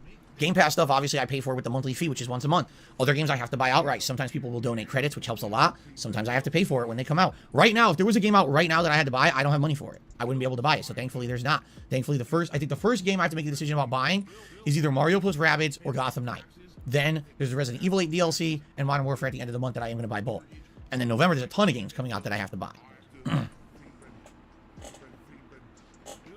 The Cat Baxter did a super chat. Says he bought his cat a costume. Where did you buy your cat? Because people all the time ask about, would we ever buy Jasper a costume? But he's not the kind of cat that would ever wear it. He does not like when we put stuff on him. At all. In any capacity. tips to pay bills and things. Eventually, things will get better. But kind of stuck right now with how things are. That's why I'm trying to make money. I have to pay them bills. You know, I have to A shark. A cat shark. That's interesting. Felix the Maid. Re-up the membership for 2 months while I play Tekken 8? Yes, I will. Even though I'm not a pro-level fighting game player anymore, I still enjoy fighting games very much. And even if I'm not good at a fighting game, I like to still buy it and play through the story, mess around with a few characters, do a little bit of online. You know, same as I did with Tekken 7. I doubt I'm going to play it enough to learn the nuances of the competitive nature of the engine or anything like that, but I'll definitely give it a go.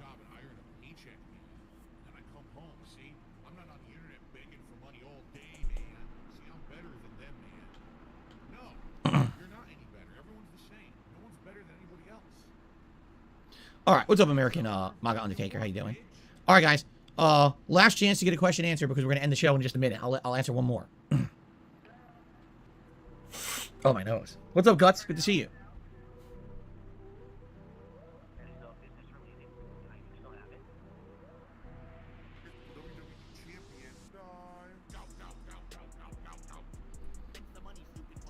People are asking financial questions. I'm just not going to answer them. This is so dumb. I'm a fucking streamer. Right? I'm here to entertain you, talk about games. Why are you asking me about money? But you, Phil, you bring up money though. You keep fucking bringing up how you fucking really need people's money off them. People are going to be naturally inclined to ask you about your finances if you're fucking going to ask them for their finances to help you.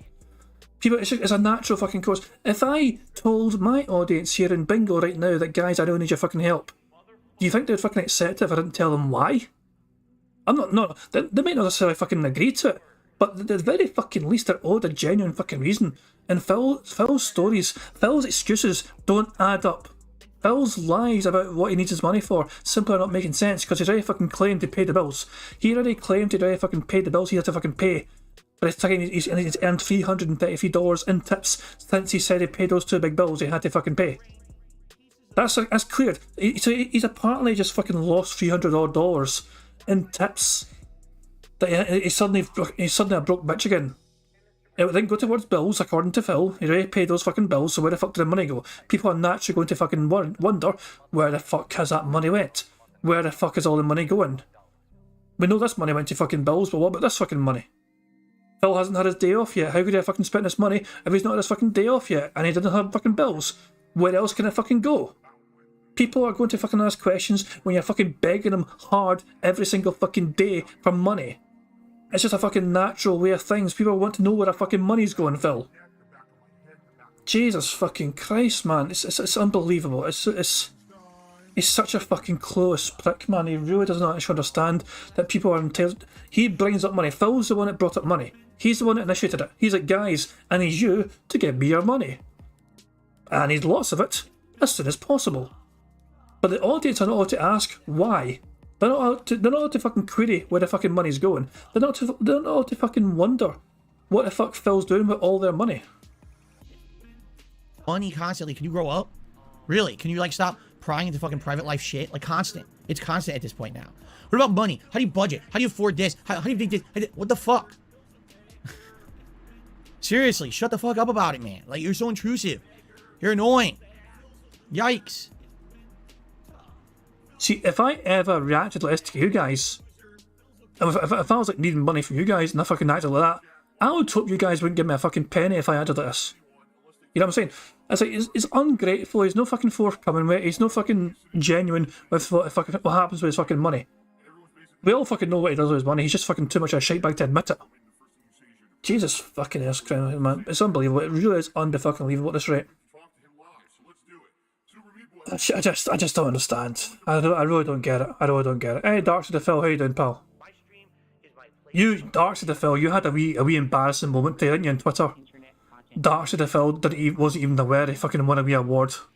That being said, a while ago. Dark to the Phil's on Twitter saying, guys, do we need some detractor awards? Do we need some sort of kind of awards for detractors? And like, that being said, guys, I had to fucking let him know he actually had one already, that he won. And he wasn't aware of it. Poor Darksy.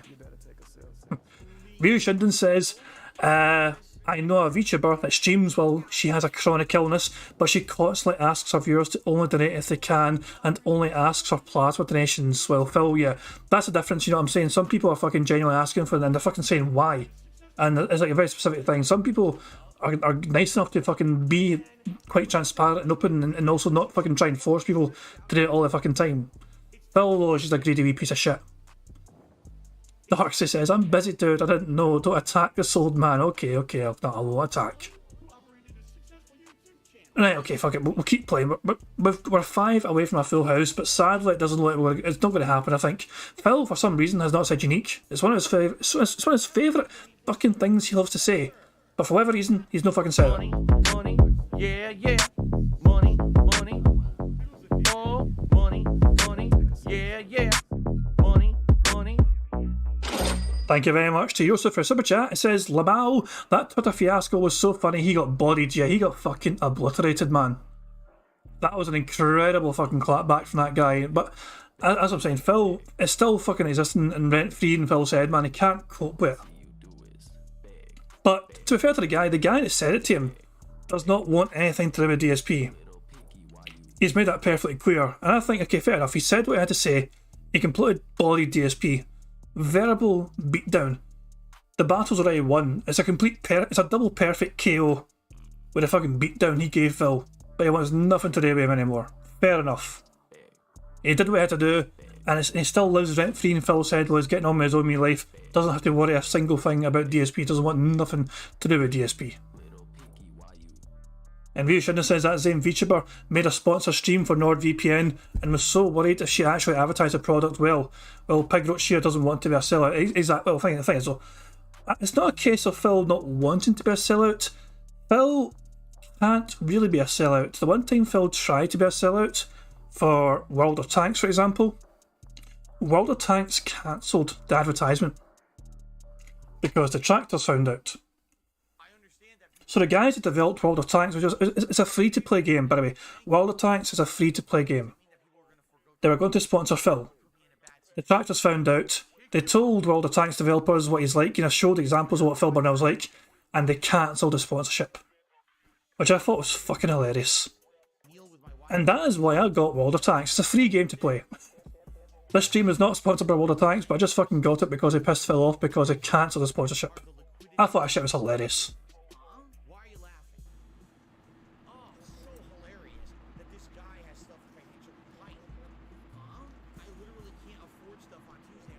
Ugh. I love this. All right, goodbye and goodbye. Two idiots.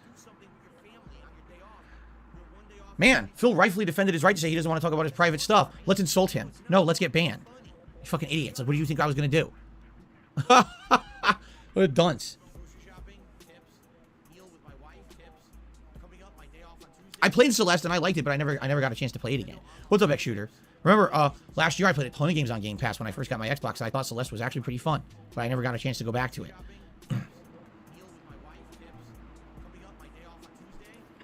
Itchy. Itchy chin. What's up, Mateo? Alright, I guess we'll just end the show. Let's, take a very brief break. I'm just gonna use the restroom quick.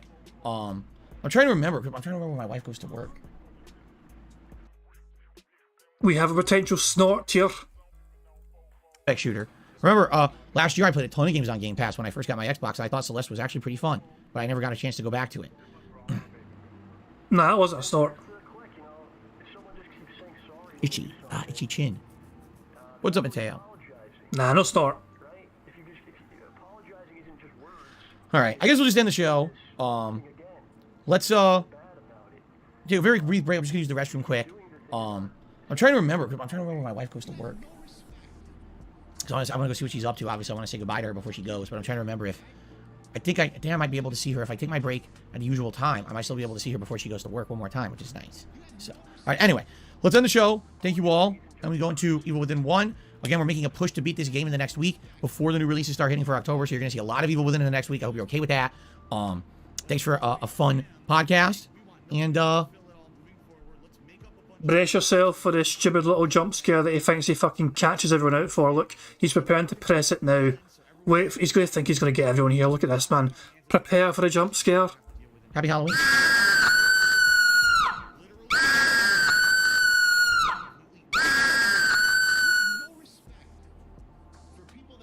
Dumb bastard.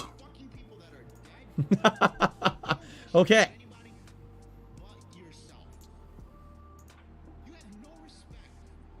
Get set up here. There we go. It should be centered. Is it? I think it is. I think that's centered. Still playing, by the way. We're still playing until he starts recording future. Alright. Very brief break. In fact, all I'm going to do is mute the camera and walk out, use the restroom. Hey, he actually said, in fact, it's another bingo. We're 4 away. It's not a bingo for that, but he said, in fact, so we are 4 away from a full house. And it could still happen. Who knows? It might still happen. See what my wife's up to for a minute. This won't be an insanely long break or anything like that. So I'll please just be patient. And, it's stupid. My emails aren't updating on my phone, which is dumb. They probably will now. Okay, take a brief break. I'll be right back. And then it's Evil Within, so don't go anywhere. I'm not even going to run it out. I'm just going to mute the mic and I'll be right back. Okay, and obviously I'm fucking 50 odd minutes behind film. 53. Yes, you can't see it right there through his chat there. 52 minutes and I'm 53 minutes behind fucking live DSP. So I can definitely fucking fast forward myself, my end. Full son, walked around my house. Here we go. So waiting for Phil to get back. Here we go. Phil's coming back here. Alright guys, I'm back. So no surprise. I just walked around my house. My wife's getting ready for work. And the entire house is beautiful. It's cool. The air is nice. The windows are open, so there's, wind coming through. Except for this room.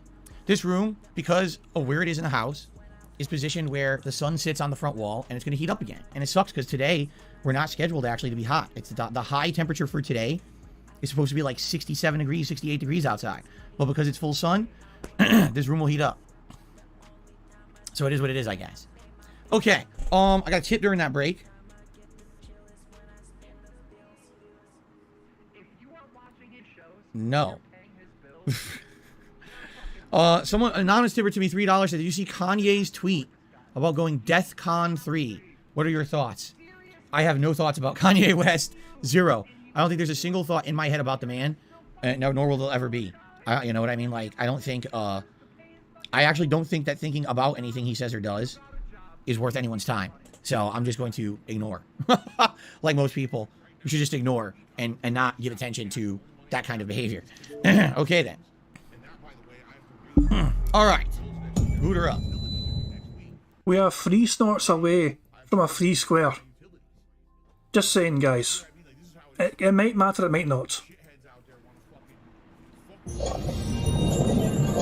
By the way, it wasn't dead set on running for president, right? Because he originally was going to run for president in the last election, but then he dropped out last minute. He swore he was going to do it next time. John, I have no idea if YouTube is doing anything like that. He's asking, is there going to be membership discounts coming up for the holidays, like maybe Black Friday or something? I don't know. I know traditionally Twitch has done something like that, like something they would do a September or whatever. But I have no idea if YouTube would do anything like that. At one point, they did have a discount running. I don't remember when that was. Was that a year ago now already? It might have been. It might have been. All right, so we got to adjust the volume level, guys. You guys can let me know how it sounds when it boots up. I haven't played this in a week, so I have no idea, how it's going to sound. Here we are. Okay, you guys ready? Please let me know how it sounds when we start here. Okay. Hello, everyone, and welcome. Okay, that's him in full YouTube modes. That is the end of DSP Bingo, sadly. We were 4 away. Methbear says, Silent Hill 4 Xbox playthrough part 10. Neighbours on alert / the spooky forest at... What, do you want to find this video, Methbear? Is that what it is? Hang on, Methbear, what is this? What is this random thing you said? So hang on. Hold on, I feel like I've got to fucking search this on YouTube. 2 seconds. I have to go to 1040. So if I search... for fuck's sake. Hang on, 2 seconds. Hold on. Well, first of all, let me click on live on DSP. Lighting. Phil has got $30 in tips so far. Fucking hooray for that. So, now let me search what Methbear sent. I have to go to 1040, which is very near the end. What the fuck has Methbear sent here? So, right near the end of the video. We'll go like 5 seconds before it, okay? Catch you later, Heather. Not sure what that nosy guy meant when he said his home is the orphanage in the middle. The lake is northwest, so the opposite is southeast. Uh-oh. Something just fell in my house, guys. And it was very loud. So I have to go find out what the hell it was. I'll be right back. What the fuck? What? What the hell did I don't understand what the fuck... Methbear, what the fuck is this all about? Why, Methbear? Why would you direct me to... Oh, I understand. Panda Lee falling down the stairs. That was Liana falling down the stairs. Hold on. The orphanage in the middle. The lake is northwest, so the opposite is southeast. Uh-oh. Jeez, that's a fucking large fall. Did they fucking explain in like next part of the video or whatever? Like that fucking was this ever covered? Did Phil ever say, by the way, that dumb bitch fell down the stairs or something? That sounded painful. That sounded fucking painful. Jesus Christ, man. That was a wee fucking obscure fucking bit of DSP trivia for you. That was loud as fuck, man. One more time. His home is the orphanage in the middle. The lake is northwest, so the opposite is southeast. Uh-oh. That is... That's not just a wee fucking slip or whatever. That sounds like a fucking massive tumble. Jesus Christ, man. He made a tweet, said she was okay, nothing broken. Stupid bitch interrupted the stream. Deserved what she got. I'm kidding on, of course. For fuck's sake, man. Where did he fucking go? That's bloody hell. Can you get a soundboard clip of that? Nah, it's just... That wouldn't make much sense. It sounds like she was carrying something as well. So I don't think it was just her falling on her own. It sounded like she was carrying something as well, and there was also that stuff getting dropped and falling downstairs as well.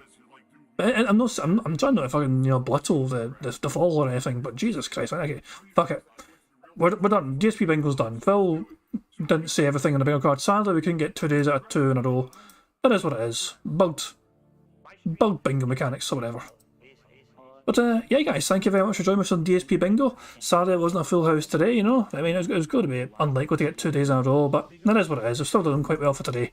But guys, join me for some DSP Bingo tomorrow, where hopefully we can finish off Phil's, working week with a good fucking strong bingo card. We might see us get a full 25 out of 25 tomorrow. Who knows? But until then, guys, thank you very much for joining me in chat. Thank you for keeping me on the bingo card. I do appreciate it. Thank you for the super chats and everything. I do appreciate anything you guys give to me. It's like, as I said, like, I'm not going to fucking be like Phil and say, guys, you need to fucking step up. Don't forget. I'm just happy to get anything you guys are willing to fucking give me. You know what I mean? It's one of those things where times are fucking tough for us all. And yeah, guys, I mean, obviously, hope you're all doing well. Hope you all enjoy your day. Do the best you can. And yeah, guys, I mean, I'll see you guys for some more DSP Bingo tomorrow if you want to join me for some DSP Bingo. If you can't join me, it's fine as well, you know what I mean? But yeah, if you want some DSP Bingo, I'll be here for you to, endure it with you, and hopefully we can actually end on another wee victory, because it's nice to kind of have another, wee Bingo 25 out of 25 victory to kind of go before Phil's day off. But until then, hope you guys enjoy the rest of your Tuesday, how you wish to spend it, and I'll see you guys tomorrow for some more DSP Bingo. Until then, have a good one, guys. And peace out. On September 14th, a pre-authorized payment of $16.51 from PayPal.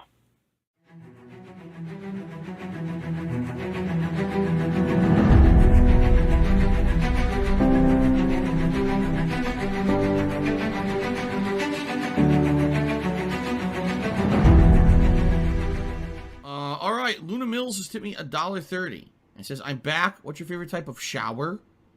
When you're showered in money. When you go outside, all of a sudden, greenbacks start falling from the sky. And you raise your face up, you're like, oh, you start dancing, you go, oh, money, money, yeah, yeah. All right, I don't know what the hell you're talking about, but thank you for the first tip of the day.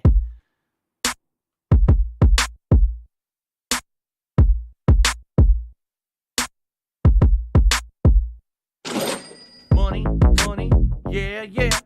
Money, money, oh, money, money, yeah, yeah. Money, money, money, money, yeah, yeah. Money, money, oh, money, money, yeah, yeah. These contributions are mandatory. Money, money, yeah, yeah. Money, money, oh, money, money, yeah, yeah. Money, money, money, money, yeah, yeah. Money, money, oh, money, money, yeah, yeah. These contributions are mandatory.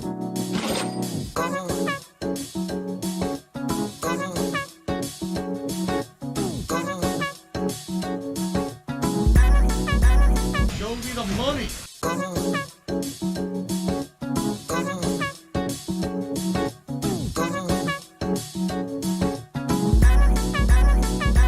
Free. Money, money, yeah, yeah. Money, money, oh, money, money, yeah, yeah. Money, money, money, money, yeah, yeah. Money, money, oh, money, money, yeah, yeah. These contributions are mandatory.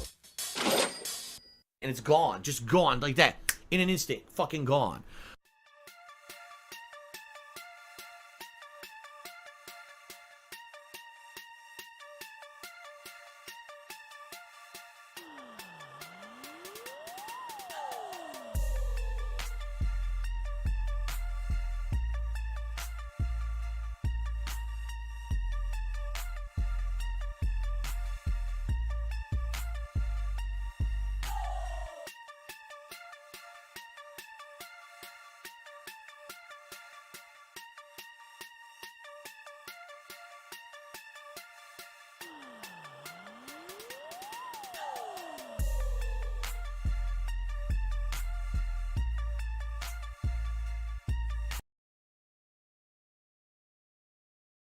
I really, really do. I need that money.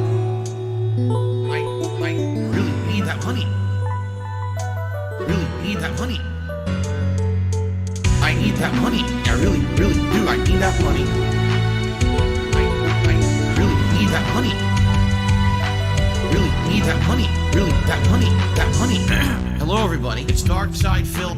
I need that money to pay my bills, the electric bill, the internet bill. Stupid fucking trolls, man. I just want to chill. I rock back and forth on the X and Y axis. Tip me so I could catch up on back taxes, making large stacks, refunding chargebacks. And my laugh sounds like act. 50 bitch here, 50 bitch there, 50 bit bitch. Raise your hands in the air. 50 bitch here, 50 bitch there, 50 bit bitch. Raise your hands in the air. I need that money. I really, really do. I need that money. I really need that money. Really need that money. I need that money. I really, really do. I need that money. I really need that money. Really need that money. Really, that money. That money. I want to have chill streams. No detractor memes. Bathroom breaks. Playing WWE. Relaxing chill session of Street Fighter 3. Like I'm getting my vibe back from 2017. 50 bitch here. 50 bitch there. 50 bit bitch. Raise your hands in the air. 50 bitch here. 50 bitch there. 50 bit bitch. Raise your hands in the air. I need that money. I really, really do. I need that money. I really need that money. Really need that money.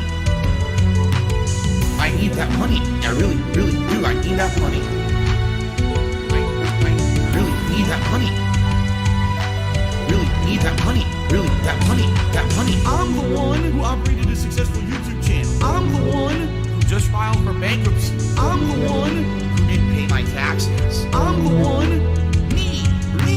I'm the one who masturbated in front of children. I'm the one who got 4th place at Evo. I'm the one with a 10-year legacy. I'm the one. Me. 50 bitch here. 50 bitch there. 50 bit bitch. Raise your hands in the air. 50 bitch here. 50 bitch there. 50 bit bitch. Raise your hands in the air. I need that money. I really do. I need that money to pay my bills.